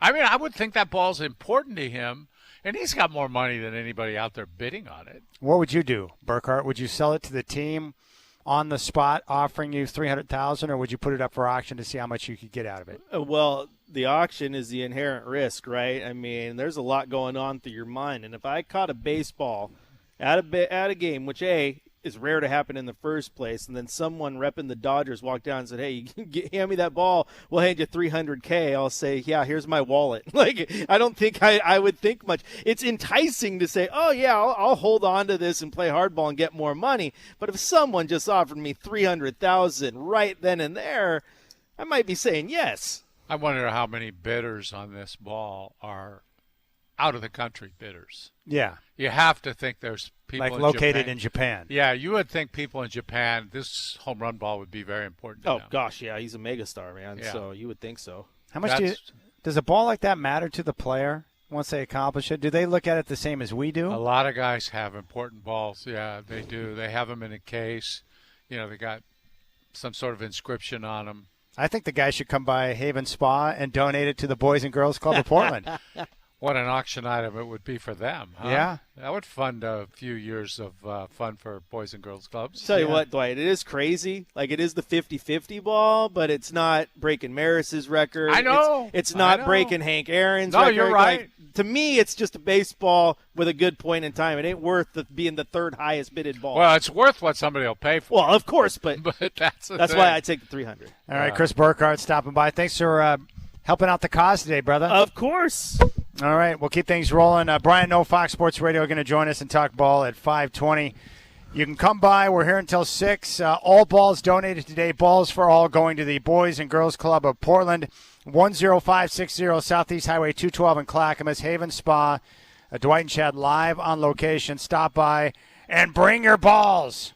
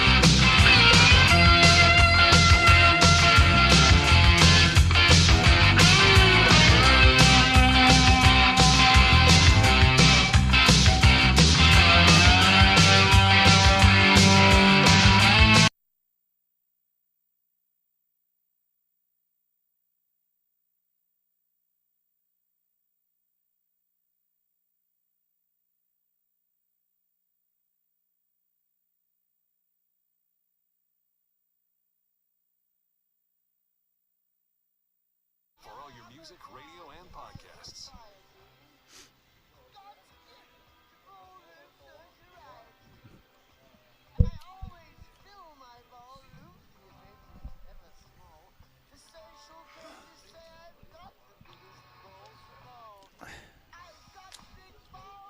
All right, Rip City Drive, Dwight and Chad. We're live here at Haven Spa. 10560 Southeast Highway 212 in Clackamas. We're here on air live for another hour. And the Viking Spa is filling up with balls, which is terrific because every one of them is going to go to the Boys and Girls Club of Portland. So you still have time to stop by. We got gift cards for Dick's Sporting Goods. We have Beaver tickets on hand for football. And you can enter to win Trailblazer basketball tickets if you would like. So please stop by and bring your balls. If you're getting off work, you can swing by. We'd love to say hi to you. And then here in about 20 minutes, Brian Noe, Fox Sports Radio, is going to talk ball with us. We got to get an update on his location because I think he's nearing the Portland area, so we're going to be able to hang out with him in studio. I'm really looking forward to that. Me too. Yeah, and he's going to, of course, he's going to buy us dinner, right? He will, but it won't be at a restaurant that we approve of. That's the problem. Yeah. He's got the taste buds of a 6-year-old. Yes, he does. All right. One big game tomorrow, the biggest of the day and one of the biggest of the year. It's Alabama and Georgia. Georgia, a small favorite. I think the Godbrother told me it's down to 1. It's going to be in Bama. And Kalen DeBoer was asked about the perception of SEC football and how it's different. I love Kalen DeBoer. I think he's a terrific football coach. And my guess is, even though everyone in Alabama probably wasn't too aware of who he was, I think it could be one of those hires they're going to look back on in a few years and be like, dang, we went from Nick Saban to Kalen DeBoer. Not bad. Yeah, I think the people in Seattle didn't know him very well either, but they found out real quick. Here he is talking about that perception and how SEC football is different. Let's take a listen to that. Yeah, I think you're asking, before I came here, right, kind of what the perception was. I think, you always just felt like physicality, right, speed, and I think as much as anything, you sometimes had a player here or a player there that can line up and compete against that person across from them. But the problem is, especially with special teams, the magnitude and depth of a roster in the SEC. And, when one guy comes out, another guy comes in, and he's almost just as good, if, not as good. And so what that does is that gives the guy that went off the field a chance to get a breather and come out and be fresh. And so, that's, to me, a big part of what makes the SEC, what it is. You got your top tier, top round draft picks that are out there making plays for you, the physicality, the speed, game breakers on both sides of the ball at all times. And then you have the depth of that being much deeper than what most programs are able to have, pretty much all programs are able to have. There you go. And that's really the key difference from the top programs in the country to the rest. It's the depth that shows up, especially in special teams, because they can put a number of top-line guys out there who have speed and strength to be able to go out there and get the job done. I always say that when an FBS team squares off against FCS teams, it's like there's guys on their special teams who would not only start for you, they'd be stars. And they're playing special teams at the big schools. That's right. And a lot of the smaller schools, they can have one or two guys on each side of the ball who can line up and play anywhere. They're that good. Yeah. But after that, the fall off is significant. Yeah. And that's when you see, if you see one of these teams hang with an upper level team, that's a tremendous achievement. Even if they don't beat them, just staying with them is unbelievable. And that's really why we get back to Dan Lanning and the work that he's done at Oregon, right? It's about not just the top line guys who can start for you, but having more quality players who can step in and fill a role when guys go down, because attrition's a part of football. We've seen it every year. You get to that big bowl game, or now it'll be a playoff game, and it's like, if we only had this guy playing on the offensive line or the defensive line or being a wideout or the quarterback of all things. It's you've got to have people who can step in. All right, let's listen to Dan Lanning for a moment. He's a challenging coach to talk to because, like most coaches, he's perfected the art of giving short answers or no information. And sometimes both. Yeah, at the same time, Chad. Short and no information. Yeah, and those short quotes are tough to deal with, especially in our situation where I want to hear audio from Dan Lanning. Well, I'd like to hear more than 7 seconds. Yes. Now, Jim Harbaugh goes the other direction. Yeah. He'll talk for 2 minutes and give you nothing. Right. But at least you got it for 2 minutes. It's 2 minutes you and I don't have to talk. That's right. 2 minutes and comedy from Jim. But here's Dan Lanning. I love this question. And this is something that not just the Ducks, but a lot of schools are facing now. How do you take your recruited players and the transition that you have each year now with the portal and kind of blend them in together to have a team? Yeah, and the thing about the recruited players, some of them need development. You're getting them young. Meanwhile, the portal guys are coming in. They want to play right away because they've been playing right away. Here's Coach Lanning. Back to James. A lot of attention nationally this past weekend, and where even Dylan got involved in terms of the conversation of how teams and programs and coaches go about team building, program building around the quarterback position, the value of quarterback experience versus youth in the development process. Can you explain a little bit of your philosophy so far of, yes, you brought in transfers that one with 2 years, one with one with three, but also developing young guys and being able to make that work insofar as how you've done it so far and navigated that process so far? Yeah, I just think that's part of the culture of our team. We talk about connections, a big piece of our team. Obviously, when we be guys, a team that develops guys within our roster. I think you'll see a lot of guys playing for us on Saturday that have grown up in this program. But we always want to be competitive and make sure we have the best advantage when we step out there on the field on Saturday. So continue to find guys that can make our program better. And luckily, there's a lot of different roads to get here, but there's a lot of people who can make our team better, throughout that process. All right, there's Coach Lanning. You've been around a lot of coaches for years. Like, what do you think is the biggest challenge with the world of college football right now, with the portal, with recruiting, with retention, and new guys coming in every year like we've never seen before, and trying to somehow get that crew, that mixture to play as a team? Yeah, I think there's so many aspects of it, Chad. And the one thing people don't talk about is not as many high school players are being recruited by those big schools anymore. They just flat don't need them because they're taking so many transfers in. And that's unfortunate. But the other thing I would say is if you had the portal or you had NIL, I think it would all be easier to navigate. Getting both of those at the same time has made for chaos in many situations. Yeah, like at UNLV. That's exactly what's happened. If that kid didn't have the ability to transfer right away, there wouldn't be this problem. Yeah, the more reporting that's coming out from that, and from what I'm hearing, is that there was assurances given to the player from a coach, an assistant. Yeah. Who said, yeah, we'll take care of you, $100,000. Well, the problem is on the end of the quarterback, Sluka and his family, they didn't cross-check with the assistant coach to see if that was in fact something that was going to happen, if the collective had access to those type of dollars, if it was in place. And so the promises were made. Nothing was put in writing. Quarterback shows up. They don't have the money. Yeah. Or as it was put, they tried to play big boy football, but couldn't measure up, and then they end up in this type of situation. And then you saw where the owner of Circus Sports down in Vegas tried to jump in, but it was too late after Sluka had already made his decision. He was going to front the cash to get it done. Yeah. Yeah, and that's the future of NIL in Las Vegas, isn't it? I mean, you would think in today's world, those casinos, they'd love to have UNLV have a big-time football program. It's in their best interest. It's tricky because you can't have an NIL situation where you have gambling or a casino directly involved. But these casinos or the casino owners, they're involved in multiple properties, some which don't include gambling directly. Right. So there's ways to work around it. Yeah, it's our hotel that's doing this, not the casino.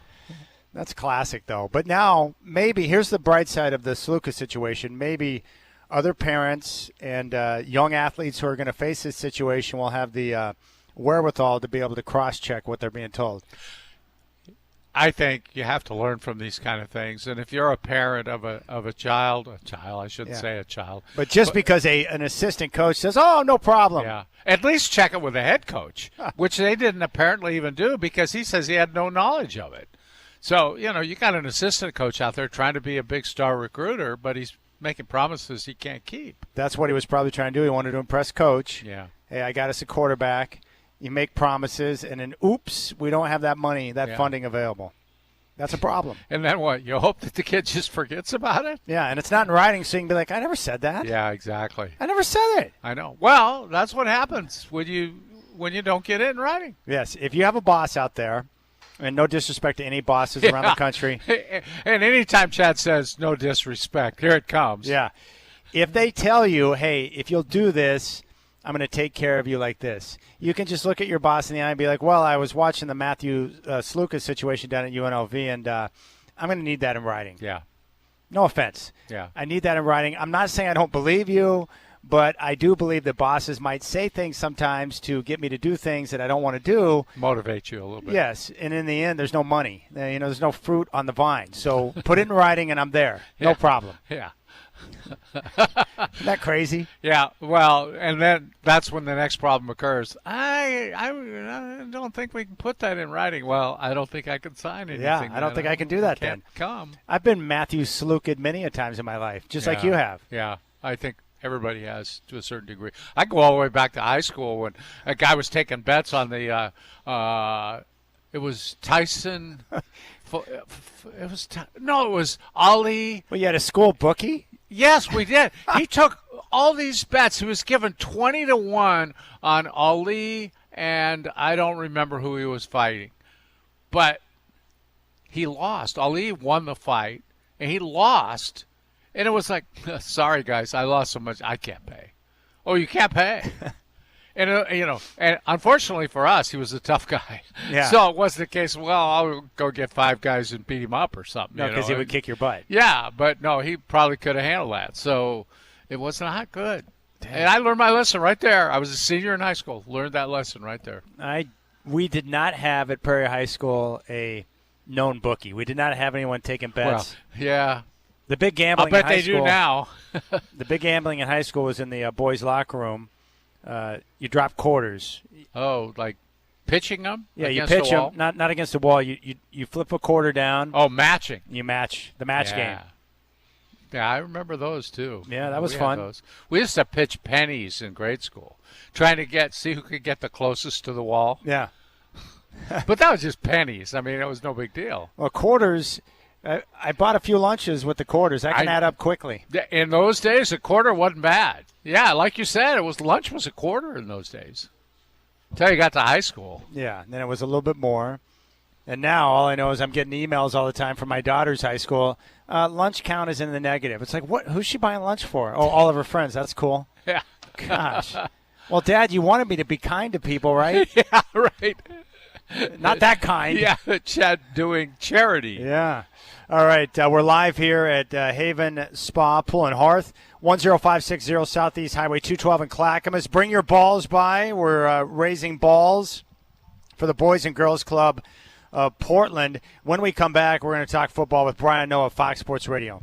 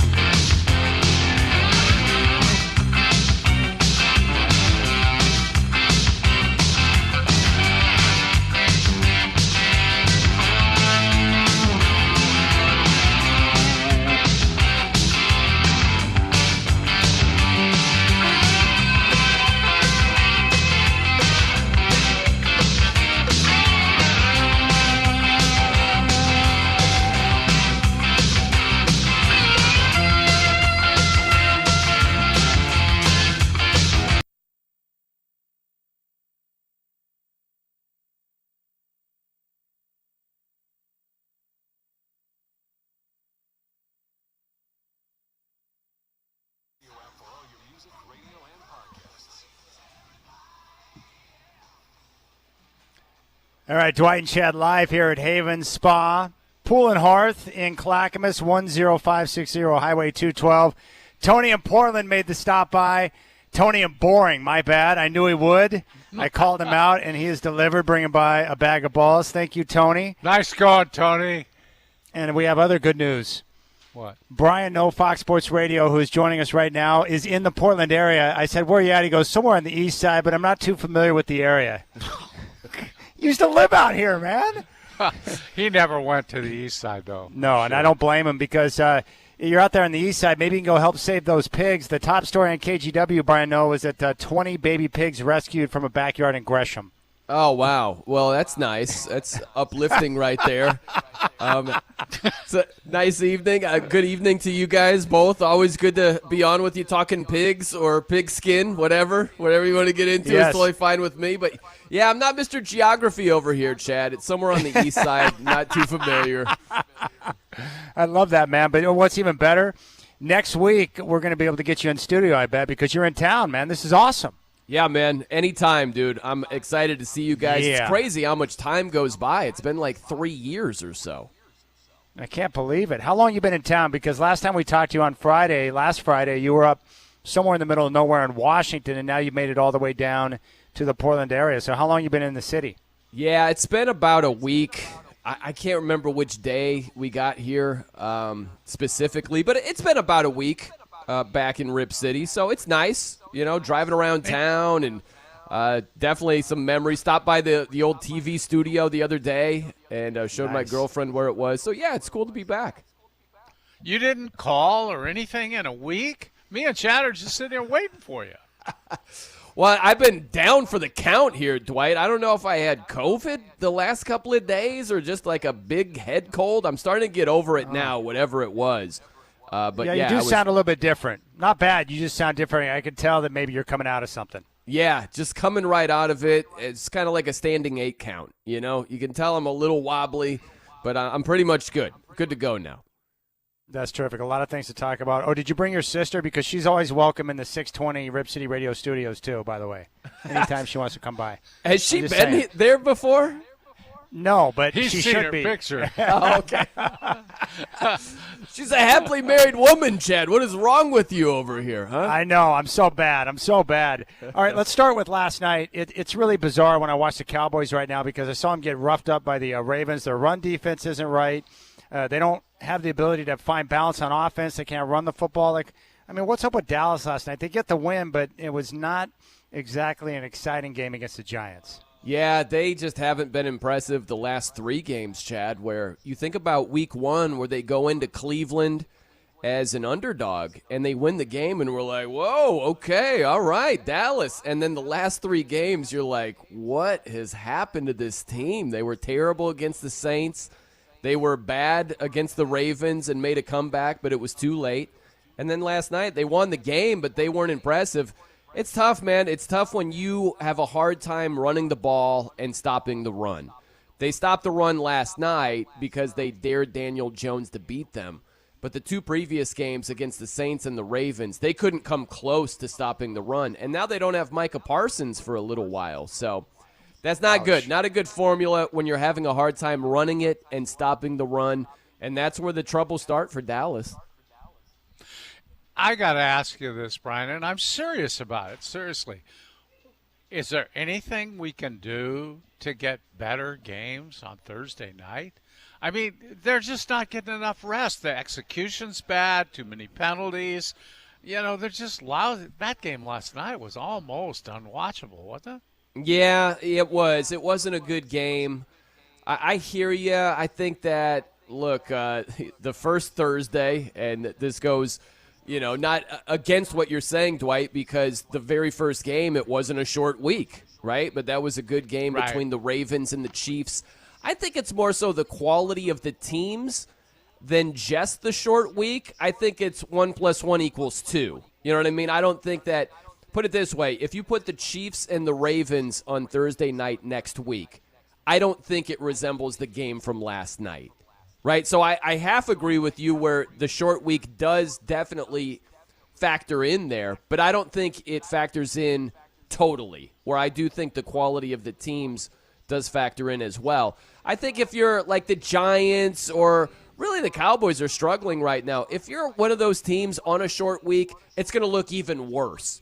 But if you're a good team on a short week, you still can function and perform better than you saw last night. So I think it's partly the matchups and then partially what you're saying, the short weeks. We're talking with Brian O, Fox Sports Radio here on the Rip City Drive. He's in Portland, and we're going to get him in studio next week, which is terrific. Dwight and I were talking about this, I think, yesterday. Apparently, fantasy owners are very upset with Patrick Mahomes right now because he's not putting up big numbers, and he's not too worried about stats, but the Chiefs are winning football. And I think that's what I love most about Mahomes. It seems like he and Andy Reid are in a spot, Brian, where whatever the matchup dictates, whatever he needs to do to help his team get the win, he's willing to do that and not be worried about numbers and what he's putting up on the stat sheet. Are you seeing that with Mahomes as he continues to evolve and develop as a quarterback? Yeah, and I love it. That's where it should be. Think about if Mahomes was as freaked out about his numbers as the fantasy owners were. You know, how ridiculous would that It'd be absurd. Yeah, he hits the post-game press conference, and he's like, yeah, we won, I guess. But, man, my numbers, 151 yards passing against the Bengals. This is a low for me. What the hell? It would be so bad if he looked at it that way. But, no, he's all about winning. The Chiefs are all about winning. I can't remember who said it, but I like the comparison. It might have been someone on SportsCenter. I don't know where I heard this, but someone said the Chiefs are resembling the Patriots, like the old school Brady, Belichick Patriots, where they had this iconic quarterback, and they're winning with defense and a lot of running game. And I think there's something to be said for that. But, look, I think that the Chiefs have enough firepower where they can win in a lot of different ways. They don't just have to win with running the ball and playing defense. Mahomes is still special, and if he's involved in a shootout, I absolutely have full confidence that he can match points with pretty much anybody in the NFL. So this is just their formula for now, and that's the best news for the Chiefs. They're winning games while they're tinkering with the offense, and if they get that figured out, good luck stopping them. I said this to Chad last week, or I guess it was this week, Brian. I think that the Buffalo Bills are the best team in the league right now.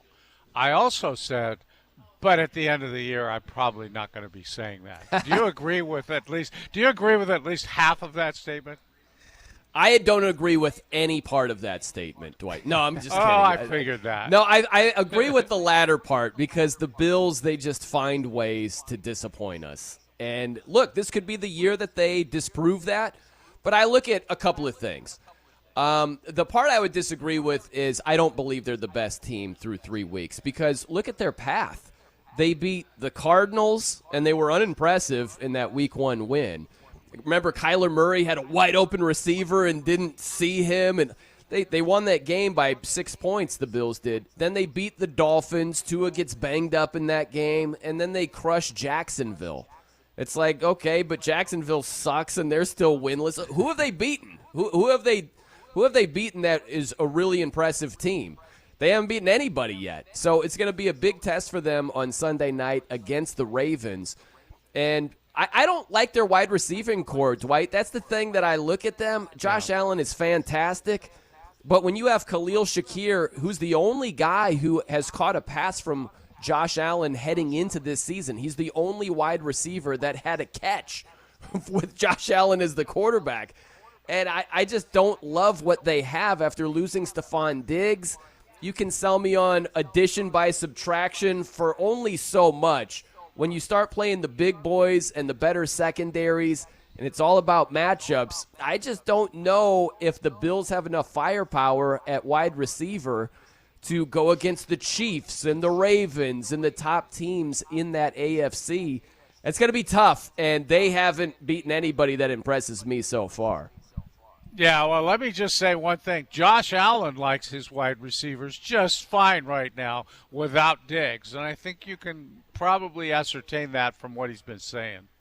Yeah, I get that. Yeah, and he clarified that where It's almost like you have to – these comments that anybody makes, it's almost like you're disarming a bomb. You know what I mean? You have to be so careful. Don't cut the green wire. Not the green wire. If he says, I love these receivers right now, some people take that as a shot against Diggs. If he says, it's nice that they're not worried about their numbers, we're like, oh, okay, shot it across the bow at Diggs over there. And he's like, no, I'm not saying that. I love 14. Oh. You don't buy any of this, Brian. Dwight? Huh? Are you kidding me? You don't think that was a shot at Diggs? Come on now. Well, You've been in the media business long enough to know what's going on. Hey, yeah, okay. Maybe not necessarily a shot, but he's just saying it. He's like, it's refreshing. If Shakir was open on a play, he's not chirping at me. Like, I get all of that, but there's an upside with Stephon Diggs as well, right? And so I think it'd be silly just to look at the negative. We're talking with Brian Noe, Fox Sports Radio. How on brand was that last week for the Raiders? They're coming off the upset win in Baltimore. Their fans go crazy. They start talking about how they should be higher in the power rankings, and then they come out at home and get curb stomped by the Panthers with Andy Dalton. And then after that, the coach was questioning players making business decisions. Man. I know. I loved it. What a turnaround for the Raiders, huh? That is the NFL in a nutshell right there, Chad. Think about that. Week 2, 10-point deficit on the road against Baltimore. And they come back and beat the Ravens. And you're like, oh, my gosh, they were almost 10-point underdogs, and they won the game outright. Back home, season opener at home. We got the horrible Carolina Panthers. All right, let's go. 2-1. Here we come. Nope. Didn't work out. Got crushed by a couple of touchdowns. Gardner Minshew benched the whole 9 yards. It's just, that's life in the NFL, man. 1 week you're smelling like a rose. The next week you're the opposite. All right, Dwight and I were talking about this. The rookie quarterbacks, Bo Nix, Caleb Williams, and Jaden Daniels all played better last week, no question. But I wanted your thoughts on Daniels. 21 of 23. Came up with a key fourth down conversion, threw the big touchdown pass to McLaren to ice that victory against the Bengals. What did you think about his performance on Monday night? I thought he was exceptional. He was just so good. And I put a tweet out there like he couldn't look better that night. And I got some pushback. Some people are like, well, Brian, it is the Bengals defense. Like, let's settle down. It's like, dude, he completed over 90% of his passes. The guy was flawless. He looked like a 10-year veteran. And it was game 3 in the NFL. And the week before, the Bengals defense held Mahomes to a career low in passing yardage. So I don't know how you could watch that game and not be impressed by Jaden Daniels. He looked smooth. He looked poised. He was accurate. He was athletic. He checked every box in that game against the Bengals. And I get if you want to look sideways at Cincy and their defense, okay, fine, but not to the extent that you're withholding props from Jaden Daniels. He was exceptional that game. Yeah, Brian, you've mentioned a couple of kind of miraculous outcomes in the NFL, and I'm wondering, how's a guy like you making any money wagering on these games so far? It's really these are unbelievable outcomes in many cases. Man, Dwight, I'll tell you, the NFL, it's a league that will keep you guessing, and so it's all about timing. You know, if you can sort of get this feeling in your gut of here comes the curveball, you know, because I think the NFL, it gives you these bits and pieces of information where you're like, okay, it's leading in this direction. We just talked about the Raiders. Wow, the Raiders, they came back and beat the Ravens. The Panthers suck. This seems like a layup, right? It's like, nope, here comes the curveball. So, yeah, if you have the timing it's like baseball. If you can time up the curveball or guess that the curveball is coming when it seems like it's going to be a fastball or a changeup or whatever, if you can be on the curveball and guess before it gets there, yeah, you can make some money. If you're not, then, yeah, you're going to lose money left and right by just doing what there's seems too many to be predictable. curveballs. So the problem is there's too many curveballs this year. There are, man. Dwight, I was looking at last week. That's what's crazy. There were 8 underdogs that covered, and all 8 of those teams won outright. Yeah, Ridiculous. that's a crazy number, right? And the week prior, like week 3, there were 7 underdog winners. Like not covering, just winning the game outright. So that's a money line dream for anybody. But you think about these survivor pools, and some people are like, I'll take Cincy at home against Washington. They're desperate. They're 0-2. They should definitely win the game. Nope, wrong. Like, it's a tough league to be on top of. All right, Bino. Seattle, the Seahawks are 3-0. Minnesota sits at 3-0. And then you also have the Pittsburgh Steelers at 3-0. Which of those 3 teams is a fraud? Is it all 3? Is it just one of them? Like, what do you think about that mix? That's how crazy the NFL is. Pittsburgh, Seattle, 3-0 teams. Minnesota with their quarterback situation at 3-0. What do you think about those 3 squads? Man, it's all 3 are playing great defense so far. That's the common thread. And hey, man, when you're playing good defense, that's at least going to give you a shot to stack. You're in every wins. game. Yeah, you're going to be in these games. Now, whether they have enough offense to make real noise, we know that the Steelers don't have enough offense to make real noise. I don't believe the Seahawks have enough offense to make real noise. We're talking about, like, win the division, deep run in the playoffs. I don't think that's the case. I think that the Vikings, with Sam Darnold, I'm not huge on him, but when you pair him with Justin Jefferson and a legitimate supporting cast – and a real defense that you talk about throwing curveballs at you, Brian Flores and these exotic blitzes, these different looks, he throws things at you that C.J. Stroud is like, whoa, I never saw that before. Brock Purdy's like, whoa, gosh, I didn't see that many times before. When you have that formula, I could see the Vikings having a little more staying power than the other 2 teams. But they all play really good defense thus far, and if you do that, you're going to be able to win a lot of games and stay in a lot of games. All right, we got 30 seconds. You have another quick hitter for him? Just a quick one. Georgia and Alabama. What do you think? Man, Dwight, this is a tough one over here. I think it comes down to Georgia. Can you slow down the chunk plays, right? Bama is all about the chunk plays. If they don't get the chunk yards, they're not going to win this game. So I would go with Georgia in a revenge spot over here. Remember the SEC title game? Bama won, kept them out of the college football playoff. I think that Georgia's defense will have the ability to limit chunk plays more than Bama's defense will. So I'm going to go with the Dogs on the road in this one. All right, Brian Noe, Fox Sports Radio. Buddy, thank you for the time. Enjoy your week, and then I'll reach out so we can get you in studio next week to talk more ball. Absolutely, man. I'm looking so forward to that, guys. I hope you have a great weekend, and I will catch you in person soon. Yes, Brian Noe, Fox Sports Radio. We'll come back live from Haven Spa, 10560 Southeast Highway 212. Balls for all. We're raising balls for the Boys and Girls Club of Portland.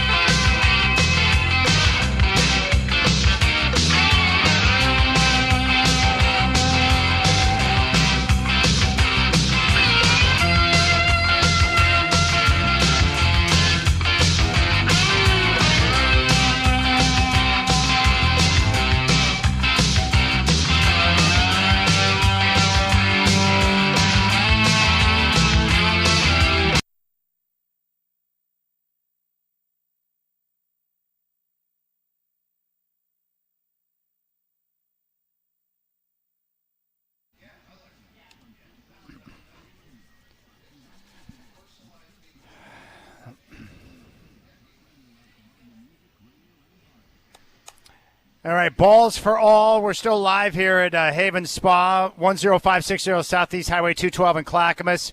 And the surprises just keep coming. We're joined now by the one, the only, the principal, Curtis Long, who lives nearby. What's up, brother? Right down the road. I've been waiting for you guys to come to the east side, and here you go, right here. Well, we just came because of you. That's right. We're here, in you're meeting some of your listeners, I heard. So Sean and Sandy. Tony and Boring came by. We've had people stop by. The Godbrother just left, Bruce Janes. And you brought some balls by. Look at the Haven Spa right now, the Viking Spa. You've got a almost spa full. almost full of balls over there. Isn't that awesome? Yep. Balls for all. Absolutely. And you work with kids. You're part of the school district, so you understand the importance of athletic balls, new and gently used, because they're expensive. That's right. Yeah, especially for PE equipment for the younger kids. We got Clackamas High School right down the road from here. So, yeah, you are right in the middle of North Clackamas School District right here now. So you're not a principal anymore. No. But you work for not just a school, but you're part of the school district? Yeah, I work for the school district, so I'm one of those lackeys that works in the district office now. I'm not at a particular school. So you were asking me during the break, do you miss being around kids? Absolutely. I miss, talking with kids coming off the bus, in the cafeteria.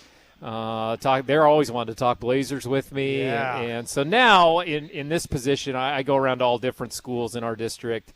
I get to make videos, do a podcast, interview kids. My job is to kind of show off all the great things that are going on in our school district.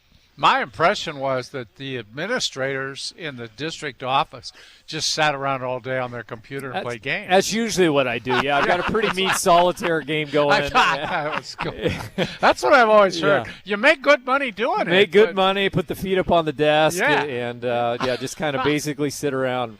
But when I heard you guys are going to be on the east side, this is right on my way home. I had to stop by. I didn't know you were going to throw the headphones on me. What are you, 3 minutes away? 3 minutes from here, I think. I'm just on my way home, so I get to see Chad and Dwight. And awesome. Two of I had my no idea you were favorite people stopping to work by. with. It's a great pleasure. Now, you're a Duck guy. Are you feeling better about the team coming off the bye, coming off the win over the Beavs, and what you saw in the first 2 weeks? Much better. A little nervous going into that Civil War game, but I think the offensive line looked a little more shored up. Dylan Gabriel looked like he felt more comfortable with that offensive line, so hopefully they can utilize that momentum and keep going into this game tomorrow night at the Rose Bowl. Well, you're part of Trailblazer Broadcasting. The season right around the corner, media day on Monday. What's the big storyline you're looking at for this brand new season? Is it Clingan? Is it the two young guards being healthy and being able to play together? What are you looking at? Well, I think for sure we definitely need to see an advancement from Scoot Henderson. As a third overall pick, I think it's pretty safe to say that it wasn't what everyone had expected, nope. and hopefully we know he's got a good work ethic, and I'm sure he's been working over the summer, and we'll see if that really pays off. But they need a big jump from Scoot Henderson for sure. And I'm interested to see how Donovan Clingan does with the 7th pick to see what kind of an impact he plays. How much is he going to play on this team behind DeAndre Ayton? We'll see. And if the team has any more moves in it at all, is Jeremy Grant going to be there on opening night? We don't know that yet, so it'll be interesting to see. But I'm sure you will be at Media Day asking all those tough questions of Chauncey Billups. You'll be probing him from the media row. Dwight and I will be down there bright and early. How many minutes do you think Clingan's going to get with the current roster being the way it is? That's a great question. I think there is going to be some sort of mandate to play him. Yeah. He's got to get at least 15 minutes a game, maybe 20, I would think. And he's playing behind a center that, Ayton doesn't necessarily get in a lot of foul trouble. No. He doesn't get close enough defensively to foul people very often. So I think that will hurt his playing time a little bit. Usually you get a center who draws 3 fouls in the first quarter, and you're in there. And, of course, Clingan being a rookie center, he'll pick up fouls. Oh, they're going out of style. By the truckload. Well, Scoot didn't have any problem with that last year. He stayed out of foul trouble most of the time. That's true. Yeah. He'd pick up 3 in the first quarter, and we won't see you again till second half. Yeah, that's why to me, it's like the offseason for Scoot. I'm with you on that because what we saw last year, that was not what I had envisioned in my mind. It was shocking. Yeah, for an overall number 3 pick, I think a lot of fans would have expected more. But again, you forget he's 19 years old. He's got a great work ethic from everything that we hear, so I'm sure he has worked on his jump shot. He's got to shoot better from the outside, and he's got to extend that range out to the three-point line, or you just can't survive as a point guard in this league anymore. All right, so what is your role right now? So you get to do, videos and different fun stuff. Yeah, lots of fun stuff. My job as the community relations director is kind of show off all the great things that are going on in our school district. So I get to show off the star athletes or the thespians in their plays. I host a podcast. The Proud to Be NCSD podcast is award-winning. It's climbing up the charts. And I get to do all kinds of fun stuff all the time in my job. And then spend the afternoon like Dwight described, just kind of kick back and maybe play solitaire on my computer and wait for the bell to ring. Well, I look forward to seeing more of you in the near future, my friend. Thanks for stopping by. We will be on Blazer broadcast together here very soon. That'll be fun. All right, big thanks to Terry Johnson, CEO of the Boys and Girls Club of the Portland metro area, Cheyenne Mankey from Haven Spa Pool and Hearth for stopping by, Brian O, Fox Sports Radio, and to all of the listeners who took time out of their day in the busy Friday traffic to bring balls by to drop in the Viking Spa. We appreciate it. Thank you so much. Good work today, Godfather. Yes, sir. We'll see you Monday. Huh? All right. For Bright the Godfather, I am Chad. Big thanks to Michael Shacker. You guys have a good weekend. We'll talk to you on Monday from Trailblazers Media Day.